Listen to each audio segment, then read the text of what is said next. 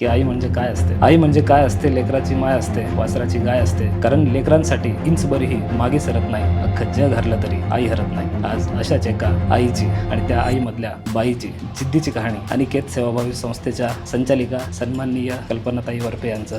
आज मी एका मुलाची नाही तर आज 61 मुलांची आई आहे. मी ना माझी एक किडनी विकेल, मग देवाने एकच किडनी दिली. नवऱ्यानेही साथ सोडली.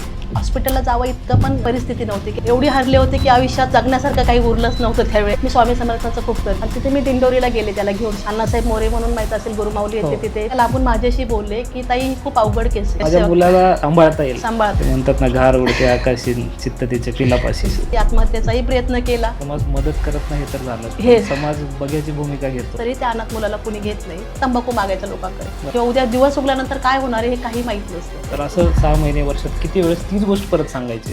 परीक्षेमध्ये एखाद्या टेस्टमध्ये कमी जास्त मार्क आले किंवा तो अभ्यास नाही करत, पालकांना रात्रभर झोप येत नाही टेन्शनमध्ये. की आपलाच मुलगा डॉक्टर झाला पाहिजे, इंजिनियर झाला पाहिजे, मोठा कोणीतरी. तेच अल्टिमेट सक्सेस आहे असं वाटायला लागलं. कुठली गोष्ट तुम्ही कधीच कोणाला सांगू शकलं नाही की एक आई म्हणून मला हे वाटते खूप, पण हे मी कोणाला सांगूच शकलं नाही. मग ते कुणी असो, माझा डिवोर्स झाला ना तेव्हा हे न संपणारा हा संघर्ष आहे. एक जणांनी मुलाने पूर्ण अंगठा जाऊन काढला माझा. तिथं पिशवी काढा मुलीची, तेव्हा आम्ही घेऊ. खेड्यामध्ये अजून त्याच्याबद्दलची मानसिकता बदलली नाही. मानसिक परमिशन मिळण्यासाठी 3 वर्ष लागतात. 3 वर्ष त्या PMRDच्या चक्रा काढणं, त्यामुळे रात्रभर फक्त उंदरं फिरायचे एवढे पूर्ण. पण दर दिवाळीला 70 ते 80 हजार पंती रंगवतात. फिनोडेक्स कंपनीने आम्हाला 22.5 लाखाची ऑर्डर दिली सर, पंती कलरिंग. आणि आपलं हक्काचं घर असावं. त्या मुलांचे हाल बघा आणि मग ठरवा तुम्हाला परमिशन द्यायची की नाही द्यायची. आपल्याला हे करायचंच आहे आणि शेवटाला घेऊन जायचं आहे. मला वाटतं तिलाच सलाम करायला पाहिजे. ते माझ्या लेकराला संधी भेटली होतं इंटरनॅशनल खेळासाठी आणि तिला पासवर्डच भेटत नव्हता. ये फूल मुझे कुछ विरासत में नहीं मिले हैं, लोगों ने मेरा काटो भरा बिस्तर नहीं देखा. प्रत्येकाला आपल्याला 1 रुपया देणार आहे तितकाच महत्वाचा आहे आणि 1 लाख रुपये देणार आहे तितकाच महत्वाचा आहे. दया नको या मुलांना, त्याला ऍक्सेप्ट करा. सगळ्यात महत्वाचं की वडील नाही आहेत, परिस्थिती खूप वाईट आहे किंवा मी घरात एकटीच कमावणारी आहे किंवा तिच्या बहिणीचं लग्नच होत नाहीये मतिमंद असल्यामुळे, ते भावाचं किंवा भाऊजाई सांभाळतच नाहीये, ती घर सोडून जाते. त्या निरागसतेने मला वाटतं झेंड्याला सल्यूट मारणारी हीच लोक असतील. त्यात महत्वाचं जर ते पेशल पालक असेल तर त्यांनी आपल्या मुलाला ऍक्सेप्ट करावं. मुलगा नॉर्मल आहे, त्याच्या मनावर परिणाम होतो याच्यामुळे.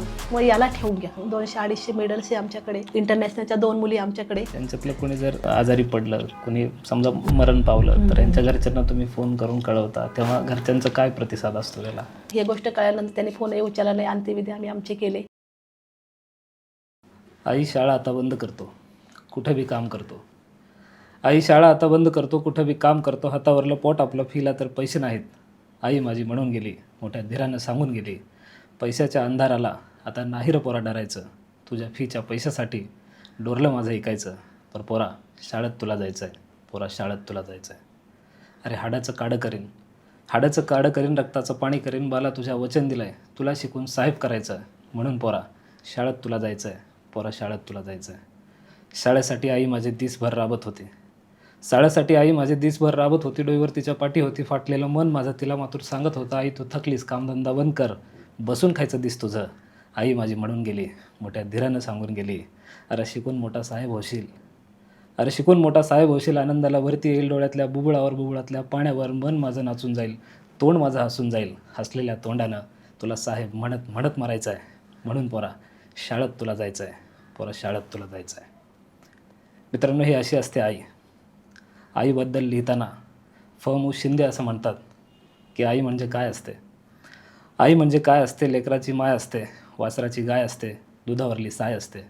आई असते जन्माची शिदोरी, जी सरतही नाही आणि उरतही नाही. पण मित्रांनो, मला वाटतं आई याच्यापेक्षाही खूप काही जास्त असते. जेव्हा या जगात आपलं कुणीच नाही असं वाटतं, संपूर्ण जगाने जेव्हा तुमची साथ सोडलेली असते, तेव्हा एक व्यक्ती तुमच्यासोबत अगदी शड्डू ठोकून उभी असते, ती म्हणजे आई. कारण लेकरांसाठी इंचभरही मागे सरत नाही, अख्खं जग हरलं तरी आई हरत नाही. आज अशाच एका आईची आणि त्या आईमधल्या बाईची जिद्दीची कहाणी आपण आपल्या या विचार परिषदेच्या पॉडकास्टमध्ये अनुभवणार आहोत. तर मित्रांनो, स्वागत करूयात आजच्या आपल्या प्रमुख पाहुण्या अनिकेत सेवाभावी संस्थेच्या संचालिका सन्माननीय कल्पनाताई वरपे यांचं. एकदम स्वागत आहे विचार परिषद, विचारांची खतखत या नव्या पॉडकास्टमध्ये. पहिला प्रश्न असं विचारायचा आहे की एका स्त्रीसाठी 2 नाती खूप महत्त्वाचे असतात. एक म्हणजे आईचं आणि मुलाचं नातं, दुसरं पती पत्नीचं नातं. जेव्हा तुम्हाला कळलं की आपला मुलगा 100% दिव्यांग आहे आणि नवऱ्यानेही साथ सोडली, तेव्हा एक पत्नी म्हणून, एक आई म्हणून आणि एक स्त्री म्हणून काय मानसिकता होती जेव्हा नियतीनं इतकी क्रूर चेष्टा केली, तर आपण या सगळ्या परिस्थितीतला कसं सामोरे जायचं? सगळ्यात महत्त्वाचं आईचं कर्तव्य मला सगळ्यात महत्त्वाचं वाटतं.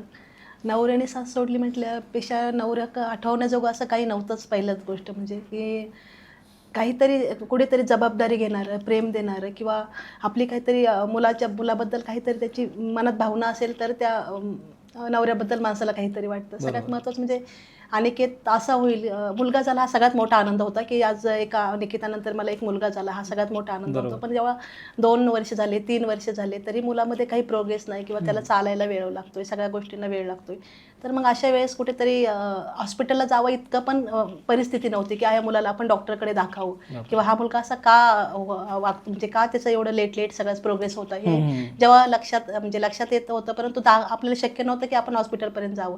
तेच वडिलांनी पण त्याची जबाबदारी घ्यायला पाहिजे होती की आपला मुलगा असं आहे की ती जबाबदारी ते पूर्णपणे टाळत होते. पण जेव्हा योग आला किंवा 3 वर्षानंतर मी जेव्हा न्यूरोलॉजिस्टला डॉक्टरला दाखवलं की माझ्या मुलाला असं का आहे की सगळंच लेट का होतंय, तर त्यावेळेस डॉक्टरांनी जे बोलले ते त्यांचे शब्द नव्हते की माझ्या हृदयावर झालेली ती एक जखम होती किंवा त्याने एक हातोडा मारावा असं ते म्हटले. तुमचा मुलगा नॉर्मल नाहीच, नॉर्मल मुलांप्रमाणे कधीच जगू शकणार नाही तो मुलगा, की तो एवढा स्पेशल आहे की तो तुम्हाला आयुष्यभर त्याचं संगोपन करावं लागणार आहे. त्यावेळेस मलाही माहीत नव्हतं की मतिमंदत्व काय असतं, परंतु हे माहीत झालं की नॉर्मल मुलगा नाही म्हणजे नेमकं काय. म्हणजे ही गोष्ट माझ्यासाठी खूप धक्कादायक होती की खालची जमीन हादरली माझी त्यावेळेस. आणि एक तर कुणाचा आधार नव्हता आणि अशा मुलाला घेऊन आपण करणार काय, कसं करणार, पुढचं आयुष्य काय, ह्या सगळ्या गोष्टींमुळं एवढी हरले होते की आयुष्यात जगण्यासारखं काही उरलंच नव्हतं त्यावेळेस जगण्यासारखं, की माणसाने करायचं काय आता ह्या मुलाचं आपण एवढं. आणि म्हणजे असा होता तो की त्याला काहीच समजत नव्हतं, म्हणजे अंगावर कपडे घातलेले हे समजत नव्हते किंवा त्याला चालता येत नव्हतं किंवा एका जागी बसून सगळंच करणं त्याचं, सगळ्या गोष्टी होत्या त्यावेळेस. घरातल्यांचा सपोर्ट नसल्यामुळं खूप वाईट परिस्थितीतून दिवस गेले त्यावेळेस. एवढे वाईट परिस्थितीतून दिवस गेले की मुलाला घेऊन सगळेच बोलायचे की त्याला मेंटल हॉस्पिटल, वय वाढत होतं त्याचं त्याला. आणि शेती व्यवसाय आमचा सगळ्यात महत्त्वाचा, म्हणजे गावाकडे राहत असल्यामुळे शेती व्यवसाय, त्यामुळे त्याला घरात कोंडून शेती करणं किंवा गाया सांभाळणं वगैरे ह्या गोष्टी सगळ्या चालायच्या. लॉक वगैरे करून काय पूर्णपणे लॉक असायचा मुलगा, 3-3 तास एकटा आतमध्ये रूममध्ये असं खोलीमध्ये असायचा. त्यावेळेस त्याला ह्या गोष्टी सगळ्या करताना खूप वाईट वाटतं ह्या गोष्टी मागं वळून पाहिल्यानंतर की आपण कोणत्या परिस्थितीत अनिकेतला हे केलं. परंतु मग मुलगा जसा वाढत गेला 10 वर्षापर्यंत, मग घरच्यांचा सपोर्ट पण तुटला होता त्यावेळेस की नाही आता याला कुठेतरी मेंटल हॉस्पिटल टाकायचं का, आता हा आवरतच नाही आता कुणाला, किंवा शेजारी पाजाऱ्यांनी टाळायला लागले होते की हा वेडा मुलगा जन्माला आला. सगळ्यात महत्त्वाचं, हे मुलाला आजही खेड्यात वेडाच म्हटलं जातं, सगळ्यात महत्त्वाची गोष्ट.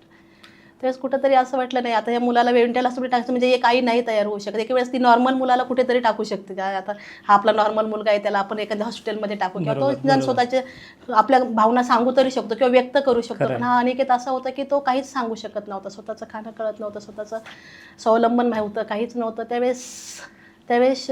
म्हणजे मला वाटलं नाही कुठेतरी देवाचं असेल, कुठेतरी देवापर्यंत डॉक्टर तर डायरेक्ट असे बोलले होते. मग मी स्वामी समर्थांचं खूप करते आणि तिथे मी दिंडोरीला गेले त्याला घेऊन, शेवटची एक आशा म्हणून मी दिंडोरीला गेले. तर अण्णासाहेब मोरे म्हणून माहीत असेल, गुरुमाऊली येते तिथे, मी अनिकेतला घेऊन फेऱ्या मारत होते औदुंबराला. तर ते इतक्या कोणासंग सहसा ते बोलत नाही, ते इतक्या लांबून माझ्याशी बोलले की ताई ही खूप अवघड केस आहे. देव म्हणतो मी काहीच नाही बोलले, अनिकेत बद्दल पण काही बोलले नाही, स्वतःचंही काही सांगेल. मला एकच आशा होती की मला गुरुमाऊलींचं दर्शन घ्यायचं आणि त्यांनी काहीतरी ते सेवा देतात, काहीतरी स्वामींची सेवा द्यावी आणि मी त्याच्यातून काहीतरी अनिकेतमध्ये बदल घडू शकेल. हा माझा सगळ्यात मोठा त्या ध्येय तिथपर्यंत जाण्यासाठी पण मला जे कष्ट पडले ते शब्दात पण सांगू शकत नाही मी या गोष्टी. पण ज्यावेळेस लांबूनच ते बोलताय की मी तिथपर्यंत पोहोचत नाही, तिथूनच ते बोलताय की ताई तुम्ही किती फेऱ्यावर, पण ही गोष्ट खूप अवघड आहे. देवाने जर साथ सोडली, म्हटलं देवच जर असं म्हणतोय अवघड आहे, तर मग जगायचं कसं ना, म्हणजे करायचं काय, ही सगळ्यात मोठी गोष्ट होती माझ्यासाठी. तिथून बाहेर पडल्यानंतर करायचं काय या गोष्टीवर खूप प्रयत्न केला, म्हणजे नेमकं करणार काय. आता घरातला तर विषय नव्हताच मोरेकरचा, परंतु परमेश्वर कोणत्या न कोणत्या रूपात येतो, त्यांना मला मार्ग दाखवला. मी शाळा शोधत होते अनिकेतसाठी. अनिकेत पण अशा संस्था खूप कमी आहेत, पुण्यासारख्या ठिकाणी आहेत, शहराच्या ठिकाणी ते फी परवडण्याजोगी नसते आणि खेड्यात अशा संस्था अजिबातच नाही आहे.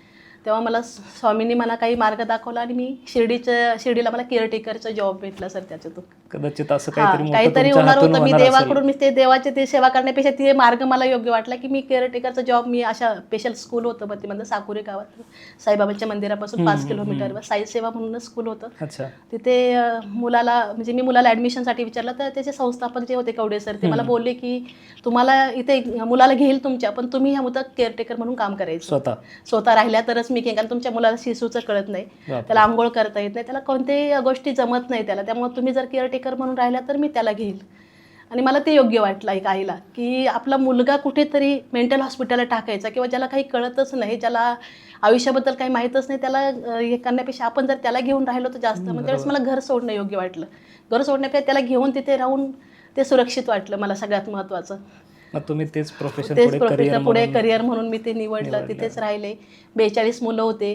शिसूपासून त्यांचे भांडे घासले, त्यांचं आंघोळ कपडे सगळं करणं. मी तिथे ते केअरटेकरचा जॉब स्वीकारला आणि त्याच्यात मग बाबांच्या कृपेनं मला काही अनिकेतमध्ये थोडीशी प्रोग्रेस पण वाटायला लागली. निदान मी पॅन्ट धरली तर तो पाय तरी उचलत होता. मला असं म्हणजे तो एक क्षण माझ्यासाठी एवढा महत्त्वाचा होता की अनिकेत म्हणजे आपण त्याला पाय धरून पॅन्ट घालावं लागते, पण तो स्वतःहून पाय वरती केला. ही काहीतरी आपल्या मुलामध्ये प्रोग्रेस घडू शकली, ही गोष्ट खूप महत्त्वाची होती. छोटीशी गोष्ट वाटेल बघणाऱ्याला, पण एका आईसाठी ती खूप महत्त्वाची होती की नाही माझा मुलं काहीतरी बदल घडू शकेल मी आयुष्यामध्ये. आणि तिथूनच मी माझ्या आयुष्याला हे एवढं सगळं करणं तर म्हणजे ह्याला करिअर म्हणून न बघता की माझ्या मुलाची सेवा मला करता येईल, माझ्या मुलाला सांभाळता येईल. त्याच्यापासून दूर राहायचं नव्हतं मला, कारण की मी दूर राहणं शक्यच नव्हतं त्याच्यापासून. मला त्याला समोर बघायचं होतं, त्याचं करायचं होतं सगळ्या गोष्टी. त्यामुळे मी तो मार्ग मला योग्य वाटला. संसारापेक्षा संसार तर सगळेच करतात, पण त्याच्यापेक्षा तो मार्ग मला जरा व्यवस्थित वाटला की नाही मी काहीतरी करू. आणि त्याच्याबद्दल बाकीच्याही मुलांची सेवा घडत होती.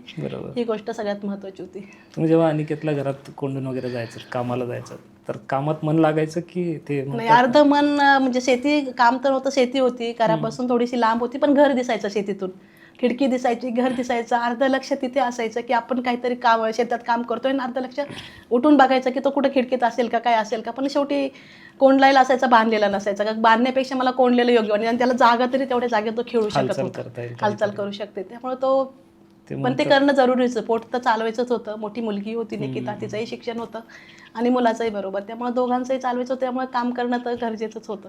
ते म्हणतात ना, घार उडते आकाशी चित्त तिचे पिलापाशी. अगदी अगदी. अनिकेतच्या बाबतीत एवढ्या सगळ्या परिस्थितीत तुम्ही मुलीलाही शिकवलं, अनिकेतचा सांभाळ करता करता. अगदी अगदी. मी मुलीलाही ती नर्सिंग कोर्स झाला तिचा. मला तिचा शिकवण्याचा एकच उद्देश होता की तिने दुःख जवळून बघावं, की दुःख जर तिनं जवळून बघितलं तर ती उद्या पुढं अशा मुलांची सेवा करेल, किंवा निदान भावाला कुठेतरी तिला वाटेल मनात की नाही खरंच दुःख, जगात खूप दुःख आहे, मग आपण हे सांभाळलं पाहिजे. त्यामुळे तिचं इच्छा नसताना मी तिचं नर्सिंग क्षेत्र निवडलं. पुन्हा हॉस्पिटल तिला नर्सिंगला टाकलं आणि तिचं नर्सिंग पण पूर्ण केलं तिच्या यानं. तुम्ही जेव्हा अनिकेतकडे बघता तर असं कधी वाटत नाही का की माझ्या पोटी जन्माला आला हा म्हणून असं झालं, कदाचित दुसऱ्या कोणाच्या पोटी जन्माला आला असता तर कदाचित, म्हणजे आई म्हणून एक शल्य मनात राहत नाही का एक की बाबा माझ्या पोटात जन्माला नसता तर कदाचित, असं कधी वाटत नाही? नाही सर, असं वाटण्यापेक्षा कसं होतं की प्रत्येकाचा नशीब कर्मावर माझा जास्त विश्वास आहे. कदाचित माझ्यात परमेश्वराने जास्त शक्ती असेल, माझ्याकडे काहीतरी पॉवर असेल. त्यामुळे त्यांनी एवढं सिव्हिअर 100% सिव्हिअर मुलगा, असं स्पेशल मुलं पण भरपूर आहेत जगामध्ये, पण ते निदान स्वतःचं करतात, माइंड मॉडरेटमध्ये आहे, त्यांना कळतं, बोलता येतं, सगळ्यात महत्त्वाचं आपल्या वेदना सांगू शकतात. पण अनिकेत एवढा स्पेशल आहे की 100% तो आजही काहीच सांगू शकत नाही. असं 20 वर्षाचं वय असताना तो काहीच बोलू शकत नाही. त्यामुळे परमेश्वराने ती ताकद तरी ओळखली असेल काहीतरी की निवड केली. त्याबद्दल मी परमेश्वराची आभारी आहे त्या गोष्टीबद्दल. पण दुःख केव्हा व्हायचं, जेव्हा तो लहान होता ना, लोकांनी जेव्हा त्याला दूर लोटलं, सगळ्यात महत्त्वाचं की नाही हा वेडाच आहे, हा शाळेत जाऊ शकत नाही, किंवा हा काहीच करू शकत नाही आयुष्यामध्ये, आणि कोणत्या कार्यक्रमाला बोलवायचं नाही का, तर हा मुलगा असा आहे. नातेवाईकांनी पूर्ण दूर केलं की नाही हिला बोलवणं म्हणजे उगाच तो वेडा मुलगा बरोबर असणार, कारण हा मुलाला ठेवायची सोय कुठेच नव्हती. त्यामुळे तिथे वाईट वाटलं की नाही समाजाने कुठेतरी सपोर्टची गरज आहे या सगळ्या गोष्टीची.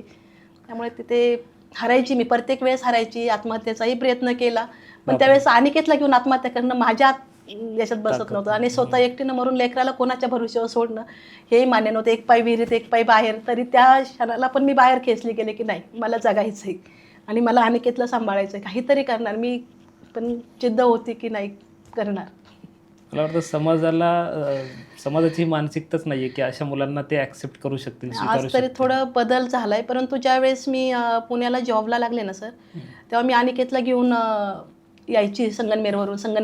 पुणा बसने यायची सकाळी 6, 5:30, 6ला मी यायची. तर तिथून बसने गेले. माझा मुलगा अनिकेत ऑटिझम असल्यामुळे त्यांना बदल आवडत नाही, आणि मी तिथून निघाले की बस चालू आहे तोपर्यंत तो शांत बसायचा. बस थांबली, प्रत्येक स्टॉपवर बस थांबत यायची. बस हो. थांबली का तो मोठ्या मोठ्याने ओरडायचा आणि मला चावायचा. जोपर्यंत पुन्हा ते 3 तासाच्या प्रवासामध्ये माझा पूर्ण हात सुजलेला असायचा. एवढा त्रास द्यायचा, म्हणजे मला तो बापरे. आवरत नव्हता, आणि बरोबर न्यायला कोणीच नव्हतं. सोडायलाही कोणी नव्हतं, न्यायलाही कोणी नव्हतं, आणि घरी तर जावं लागायचं. तोपर्यंत दिवस वगैरे झालेला नव्हता, त्यामुळे घरी जावं लागायचं 15 दिवसाला, महिन्याला, कारण की त्या बोलीवरच पुण्यापर्यंत मी अनिकेतला घेऊन आले होते. त्यामुळं ती परिस्थिती. आणि ज्यावेळेस मी स्टँडवर उतरायचे ना, आपल्या शिवाजीनगर स्टँडवर, त्यावेळेस तो उतरला म्हणजे त्याला बसमध्ये बसायचं असायचं, आणि त्याला उतरलं त्यामुळे त्याला राग यायचा, आणि तो पूर्ण इतका पळायचा पूर्ण स्टँडला. कितीतरी वेळेस तो गरके घालचा, पण कधी एकही व्यक्ती अशी भेटली नाही आयुष्यामध्ये की तिनं त्याला हात धरून किंवा मला आधार दिला तेवढा, की नाही त्याला धरू तरी लागले तेवढ्या गोष्टी. बापरे. त्या गोष्टी खूप वाईट होत्या आयुष्यामध्ये, की अनिकेतला जेव्हा तो सावरणं किंवा त्याला परत त्या सिटी बसमध्ये बसवणं, आणि तिथून परत ते शिवण्याला शाळा होती तिथपर्यंत नेणं, ही गोष्ट माझ्यासाठी आजही म्हणजे तिथून पण बाहेर पडले ही सगळ्यात महत्त्वाची गोष्ट आहे, की मी पुढे तरी चालले, हारले नाही तिथं. त्याला घेऊन प्रत्येक वेळेस वय वाढत होतं, आवरत पण नव्हता, परंतु आणलं तिथपर्यंत. म्हणजे कुठेतरी त्या परमेश्वराची साथ पाठीमागे उभी होती नक्कीच. समाज मदत करत नाही तर झालंच, हे पण समाज बघ्याची भूमिका घेतो, बघायची भूमिका तो तुमच्याकडे बघतो आणि कदाचित उपहासात्मक कधी कधी हसतो पण, नाही, आणि एक तमाशा बघावा आपण या पद्धतीने बघत असतो, तेव्हा हे जास्त दुःख हे देणारं जास्त आहे. म्हणायला लागतं. कुठेतरी आधार द्यावा. आपणही माणूस आहे, कोणाच्या पोटी कसला मुलगा, कोणत्या ऐकूचा मुलगा ज्याला मला, हे आपल्या हातात नाही. परंतु आपल्याला जर कुठेतरी आपण कोणाला जर बाकी मदत करत, पण निदान आधार तरी कोणाला तरी द्यावा. हे समाजाने खरंच, म्हणजे कुठेही असो, आजही ती परिस्थिती आहे की मुलगा रोडवर जर दिसला एखाद्या आज फरक पडलाय पण बराचसा पहिल्यापेक्षा, कारण की तो काळ खूप वेगळा होता. आता फरक आहे, थोडी परंतु जागृती खरंच झाली आहे. असं वाटतं. आता जागृती शहरासारख्या ठिकाणी तरी नक्कीच झाली, झाली. परंतु खेड्यात आहे तीच परिस्थिती आहे आज. ही जी तुमच्याकडे मुलं आहेत सगळी, ही जर तुमच्याकडे नसतील तर हे काय करत असतील? नाही, ती कल्पना मला पण करवत नाही सर. मी आज जे नाही आहेत, जे मला फोन येत आहे, त्यांचे मी विचार आजही करते, की मी आज कोणातरी 2 मुलाचे मला फोन आलते, किंवा एखाद्या पालकाचा आलता, एखाद्या नात्यावर, तर त्या मुलाचं कसं होईल हा प्रश्न माझ्या दिवसभर तो मनातच राहून जातो. बरोबर. पण जी मुलं आज माझ्याकडे आहेत ना, ती समाधान आहे. म्हणजे आज मला की ते मुलं खरंच कुठे असतील. जो मुलगा मला आता पुणा स्टेशनला सापडला, एकही पुण्यातली संस्था त्याला घेत नव्हती. सगळ्या संस्थेला ZP समाज कल्याणमधून फोन जातो, तरी त्या अनाथ मुलाला कोणी घेत नाही. आणि माझी नॉन ग्रँटेबल स्कूल, अपंग कल्याणच्या मान्यता नसलेली संस्था, मला फोन येतो आणि मी एका फोनवर त्याला ॲक्सेप्ट करते. का तर मला एवढंच माहीत होतं की त्याचं आज कोणीच नाही, म्हणून आपण त्या गोष्टीला, कारण आपल्या मुलाला आज कोणीच नसतं, तर आज आपल्या मुलाला आपण सांभाळतोय, आणि त्याच्याबरोबर जर आपण 4 मुलांना घेऊन चाललो तर ते जास्त म्हणजे योग्य वाटतं मला त्या गोष्टी. आणि त्यावेळेस मग तो मुलगा जर नसता त्यावेळेस, आता आजही तो पुणा स्टेशनला कुठेतरी पडलेलाच असता, कुठेतरी त्याला कुणीतरी वडापाव दे, हे दे खायला घालून कुठेतरी असंच तो फिरत असतं. आज तो 40-42 वय त्याचं. तो 7 वर्षापूर्वी माझ्याकडे आलाय, पण आज सुरक्षित आहे. जरी नाव नाही ठेवता आलं, स्वामी नाव ठेवलं मी त्याला असंच, परंतु असं वाटतं जे मुलं माझ्याकडे ते आज सुरक्षित आहे. आणि जर नसते घेतले मी, असे अनाथ मुलं, पालक असतील त्यांनी कदाचित कसं ना काही सांभाळलं असतं, पण जे अनाथ मुलं आज माझ्याकडे आहे ते कुठेतरी त्यांचं भवितव्य खरंच म्हणजे चुकीच्या मार्गावर असतं, एवढं मात्र नक्कीच असं वाटतं. आणि अशा मुलांना ज्यांना कुणीच वारस नसतं, कुणी त्यांचा वाली नसतो, तर त्यांना समाज, तुम्ही मागे एकदा बोलता म्हणाला होतात की त्यांना काही सवयी लावतात, त्यांच्याकडनं काम करून घेतात, काही व्यसन वगैरे त्यांना सवय. तुमच्याकडे एक तसाच कुणीतरी?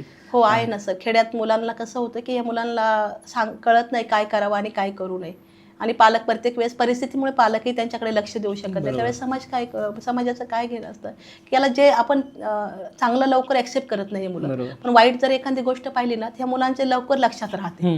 IQ जरी त्यांचा कमी असला तर कोणीतरी तंबाखू खातंय, किंवा कोणीतरी दारू पितंय, किंवा कोणीतरी वेगळंच काहीतरी कोणाचा स्पर्श करतो, ह्या गोष्टी त्यांच्या लवकर लक्षात बसतात. त्यामुळे या गोष्टीमुळे आता एक मुलगा आला तर तो कंटिन्यू तंबाखू खाणं, दारू पिणं, ह्या गोष्टी त्याच्या होत्या. तर तो आमच्याकडे आला तेव्हाही पाहुण्याचे सगळे एवढे गेस्ट यायचे, तो पूर्ण हातावर हे करायचा आणि तंबाखू मागायचा लोकांकडे. त्याला 6 महिने लागले बदलायला, पण त्याला बदलवलं. किंवा अजून एक मुलगा होता की तो असाच फिरायचा, तो आता नेला, त्याची आई एकटीच आहे. आता 2 वर्षापूर्वी तो घरी गेला. तो पण असं दारू वगैरे प्यायचं लोक द्यायचे, म्हणजे लोक देतात म्हणून ते करतात ह्या गोष्टी. त्यामुळे त्यांना जर पालक सांभाळू शकत नाही तर अशा कुठेतरी संस्था उभ्या राहिल्या पाहिजे, किंवा कुठेतरी लोकांनी मदत केली पाहिजे सगळ्यांनी मिळून, का त्यांना कुठेतरी सुरक्षित ठिकाणी राहता यावं. आपण त्यांना जे देणारे तेच ते घेणारे, कारण की समाज एवढा पण हे नाही की ते नाही म्हणजे प्रत्येक जण प्रत्येक गोष्ट विचार करत नाही. आपला मुलगा आहे तसा तो आहे हा विचार बरोबर. समाज करत नाही. समाज फक्त त्यांची मजा घ्यायची मजा म्हणून घ्यायची काहीतरी हा वेड आहे आणि मजा वाटते लोकांना, हा वेड आहे म्हणायला, पण ही मानसिकता बदलायला हवी बदलायला कुठेतरी. हवी, खरं आहे. आज आणि सगळ्यात महत्त्वाची गोष्ट आजही पुण्यासारख्या ठिकाणी भाड्याने अशा मुलांना कुणी रूम दे, भाड्याने एखाद्या पालकांचा मुलगा स्पेशल आहे तर मग त्यांची परिस्थिती नाही, स्वतःचं घर नाही, तर भाड्याने अशा ठिकाणी म्हणजे पुण्यामध्ये कुणी त्यांना रूम्स पण देत नाही भाड्याने. कारण तुमचा ते मुलगा असा आहे म्हणून. तुमचा मुलगा असा आहे. मी स्वतः अनुभवलं, जेव्हा संस्था चालू केली मी तेव्हा मला भाड्याने पण कुणी जागा देत नव्हतं. बापरे. का तर दिलेली जागा लोकांनी मतिमंद मुलांची संस्था किंवा मानसिक दिव्यांग मुलांची संस्था चालू करतात म्हणून जागा रिटर्न घेतल्या लोकांनी, भाडं देऊन सगळ्या गोष्टी देऊन सुद्धा नाही, तुम्ही अशी मुले मग आम्ही डिस्टर्ब होऊ. ही मानसिकता बदलायला हवी सर. सगळ्यात असे मुले म्हणजे कसे मुलं आहेत हे पण यांनाही जगायचा अधिकार आहे, हे पण समाजाचं एक देणं आहे सगळ्या गोष्टी. त्यामुळे ही गोष्ट कुठंतरी, आणि खूप पालकांचे आज पण फोन येतात की आमचे शेजारी पाजारी जे ते त्यांना तो सहन होत नाही म्हणून आम्हाला कोंडून ठेवावं लागतं, तेव्हा मॅडम काही प्रकार आपण त्याला ॲडमिशन द्या. बापरे. हां, ह्या गोष्टी खूप म्हणजे अजून प्रचंड जागृती होणं खूप गरजेचं खूप आहे. खूप सर. मानसिक दिव्यांग मुलांमध्ये तर नक्कीच सर, कारण की अंध मुलं किंवा मूकबधिर मुलांना IQ आहे, ते असं करत नाही बरोबर. आणि त्यांना सांगितलेलं कळतं सगळ्या तरी. गोष्टी. आपण त्यांना आधार दिला, इथपर्यंत चाल म्हटलं तर ते चालू शकतात मुलं. पण तसे आपले पेशंट मुलांना शरीर खूप चांगलं आहे त्यांचं, परंतु काय करावं आणि काय करू नये यामध्ये खूप गरज आहे त्यांना, आणि आयुष्यभर आधाराची गरज आहे आपल्या अशा मुलांना सर. आणि यांचं पुढे काहीच होणार नाही माहित असून आपण त्यांची काळजी घेणार, हा, कारण हे कधी सगळ्यात सुधारणार मोठं नाही. चॅलेंज आहे सर. हे आपल्याला माहित आहे की ह्या मुलांमध्ये काहीच बदलच प्रोग्रेस होणार नाही. झाला बदल तर तो तात्पुरता बदल आहे. बरोबर. उद्या फिट्स येते मुलांना, हायपर होत आहे मुलं, फिट्स आल्यानंतर हे मुलं परत ब्लॅक होत आहे, परत ह्या मुलांना सुरुवातीपासून सगळं चालू होत आहे आणि पुढे काही भवितव्य नाही यांचं. आज 40 वय होऊ द्या, 45 होऊ द्या, 60 वय होऊ द्या, पण यांचे प्रॉब्लेम 50 नंतर वाढणारे आहेत पण कमी होणारे नाहीत. तरी पण या मुलांना आपल्याला आयुष्यभर आधार द्यायचा आहे, ती सगळ्यात मोठी गोष्ट आहे. माणूस कुठली पण गोष्ट करत असतो ना तर त्याला माहित असतं की चला ही वेळ आहे, आज नाही उद्या उद्या चांगलं होईल. सुधरेल, बरोबर. पण इथे काहीच अपेक्षा इथं नाही तुम्हाला सर, माहिती आहे कुठल्याच. की काय बदलच होणार नाही. बदलच होणार नाही, काहीच मला अपेक्षा वाटतं नाही. हेच जास्त धाडसाचं काम आहे की तुम्हाला माहिती आहे उजेड होणारच प्रत्येक नाहीये. दिवस हा तोच आहे आणि तसाच उगवणार आहे आणि त्याला सामोरं जायचंय. उलट वाढतील कॉम्प्लिकेशन, पण कॉम्प्लिकेशन वाढतील. ज्यावेळेस 24 तास दररोज 24 तास या मुलांमध्ये राहते, दिवस उगल्यानंतर या मुलांचे हसू बघते, पण त्याच्याबरोबर त्यांच्या वेदनाही बघावं लागतात. आणि प्रत्येक वेळेस 4 ते 5 प्रश्न दिवस उगल्यानंतर उभे असतात की नाही आज काहीतरी झालंय कुठेतरी, आज मुलाने आंघोळच केली नाही, त्यांना कपडेच घालू शकत, म्हणजे त्याचा मूड चेंज असतो प्रत्येक वेळेस. आणि हायपर होणं ह्या मुलांमध्ये नॉर्मली एवढे हायपर होतात नाही की आपल्यासारख्याला कंट्रोल होणं खूप शक्य नाही. ह्याला डबल डोस द्यावा लागतो, सगळ्या गोष्टी गोळ्यांचा डोस देऊन कुठेतरी हायपरपणा त्यांचा कमी करावा लागतो. त्यामुळं उद्या काय होईल किंवा उद्या दिवस उगल्यानंतर काय होणार आहे हे काही माहीत नसतं, परंतु माहीत आहे का हा उद्या 4 प्रश्न उभे आहेत आणि आपल्याला त्याला सोडवायचे आणि पुढे जायचं. ह्या गोष्टी हरायचं नाही, ह्या गोष्टी सगळ्यात महत्त्वाच्या. तुम्ही त्यांना जे काही शिकवता, सवय लावता, त्यांना एकदा फिट्स आले की ते सगळं पुन्हा ब्लँक होऊन जातात. परत त्यांना खूप पहिल्यापासून, आज अनिकेत पासून सुरुवात आहे. आज अनिकेतला पण मी खूप हे करते, बाकीचे मुलं आहेत त्याला आहे, पण तो मलाही ओळखत नाही फिट येऊन गेल्यानंतर. बापरे. हा, त्याला असं वाटतं म्हणजे थोडंसं वेगळं वाटतं त्याला लगेच ना, असं म्हणजे थोडंसं वेळ लागतो ह्या गोष्टीला परत रिटर्न होण्यासाठी. त्यामुळे फिट आल्यानंतर परत त्या मुलांचं म्हणजे, आणि फिट ही काही न संपणारी गोष्ट आहे, ती 5 वर्षे औषधं द्या तर चालूच आहे मुलांचं त्या गोष्टी. तर काय, मी स्वतः एक प्राध्यापक आहे. आम्ही मुलांना आज जर काही शिकवलं ना दुसऱ्या दिवशी आम्ही विचारत असतो आणि ते जर त्यांना नाही आलं ना तर आम्हाला चिड येते, राग येतो की काल तर शिकवलंय, आत्ता तर शिकवलंय, मग कसं काय विसरू शकतो. पण पुन्हा असं वाटतं की अरे आता परत शिकवायचं. पण तुम्हाला असं कधी वाटत नाही का की आता एकच गोष्ट, समजा एखाद्या मुलाला महिन्यात 2-3 वेळेस फिट आले तर असं 6 महिने वर्षात किती वेळेस तीच गोष्ट परत सांगायची? इरिटेटिंग नाहीये का? नाही, कसं होतं सर, तिथे कुठेतरी खूप मोठा संयम लागतो माणसाला, शांत डोकं ठेवावं लागतं. चिड पण येते कधी कधी, परंतु कुठेतरी कंट्रोल करावं, कारण चिडून उपयोगच नाही. समोरची व्यक्तीचा IQ जर तेवढा आहे की आपण चिडून करणार काय, ओरडतो एखाद्या वेळेस अरे तुझ्या लक्षात का राहत नाही या सगळ्या गोष्टी, परंतु कुठेतरी शांत झालं ना मन की नाही, चूक त्याची नाहीच आहे ना, कारण की त्याच्या ते नाही लक्षात राहण्याजोगं त्याचा IQच नाही आहे तेवढा ना. त्यामुळे तिथे कुठेतरी सांभाळून घ्यावं लागतं. आणि सगळ्यात महत्त्वाचं आमचं आता शिक्षणात तर आपली मुलं मागे पडतात, परंतु स्वावलंबन त्यांचं, ताट उचलणं, कपडे घालणं, ह्या गोष्टी त्यांना रेग्युलर असाव्या. ह्या गोष्टीसाठी सगळ्यात महत्त्वाचं आहे. फिट आल्यानंतर टॉयलेट ट्रेनिंगचं मुलं शिसू पॅन्टमध्येच होते कंटिन्यू, कोणालाही फिट येऊ ती गोष्ट त्यांची ती करावीच लागते.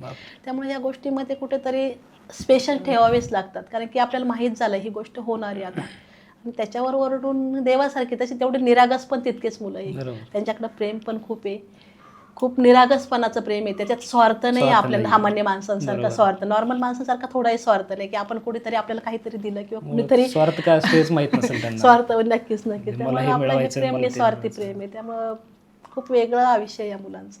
तर शाळेचा उल्लेख झाला म्हणून विचारतो की जेव्हा बाकी सामान्य मुलं किंवा इतरांची मुलं जेव्हा शाळेला वगैरे जातात दप्तर वगैरे घेऊन येते, तर असं आतड्याला पीळ नाही पडत का की माझा मुलगाही असा चांगला असता तर शाळेला गेला असता? कारण पहिलीत अंगणवाडीत जरी जाणारा मुलगा असला ज्युनियर के जीला, आईवडिलांना किती कौतुक असतं त्याला सोडायला जाणं, त्याचा फोटो, त्याचं हे ते. असं तुम्हाला नाही वाटत का काही?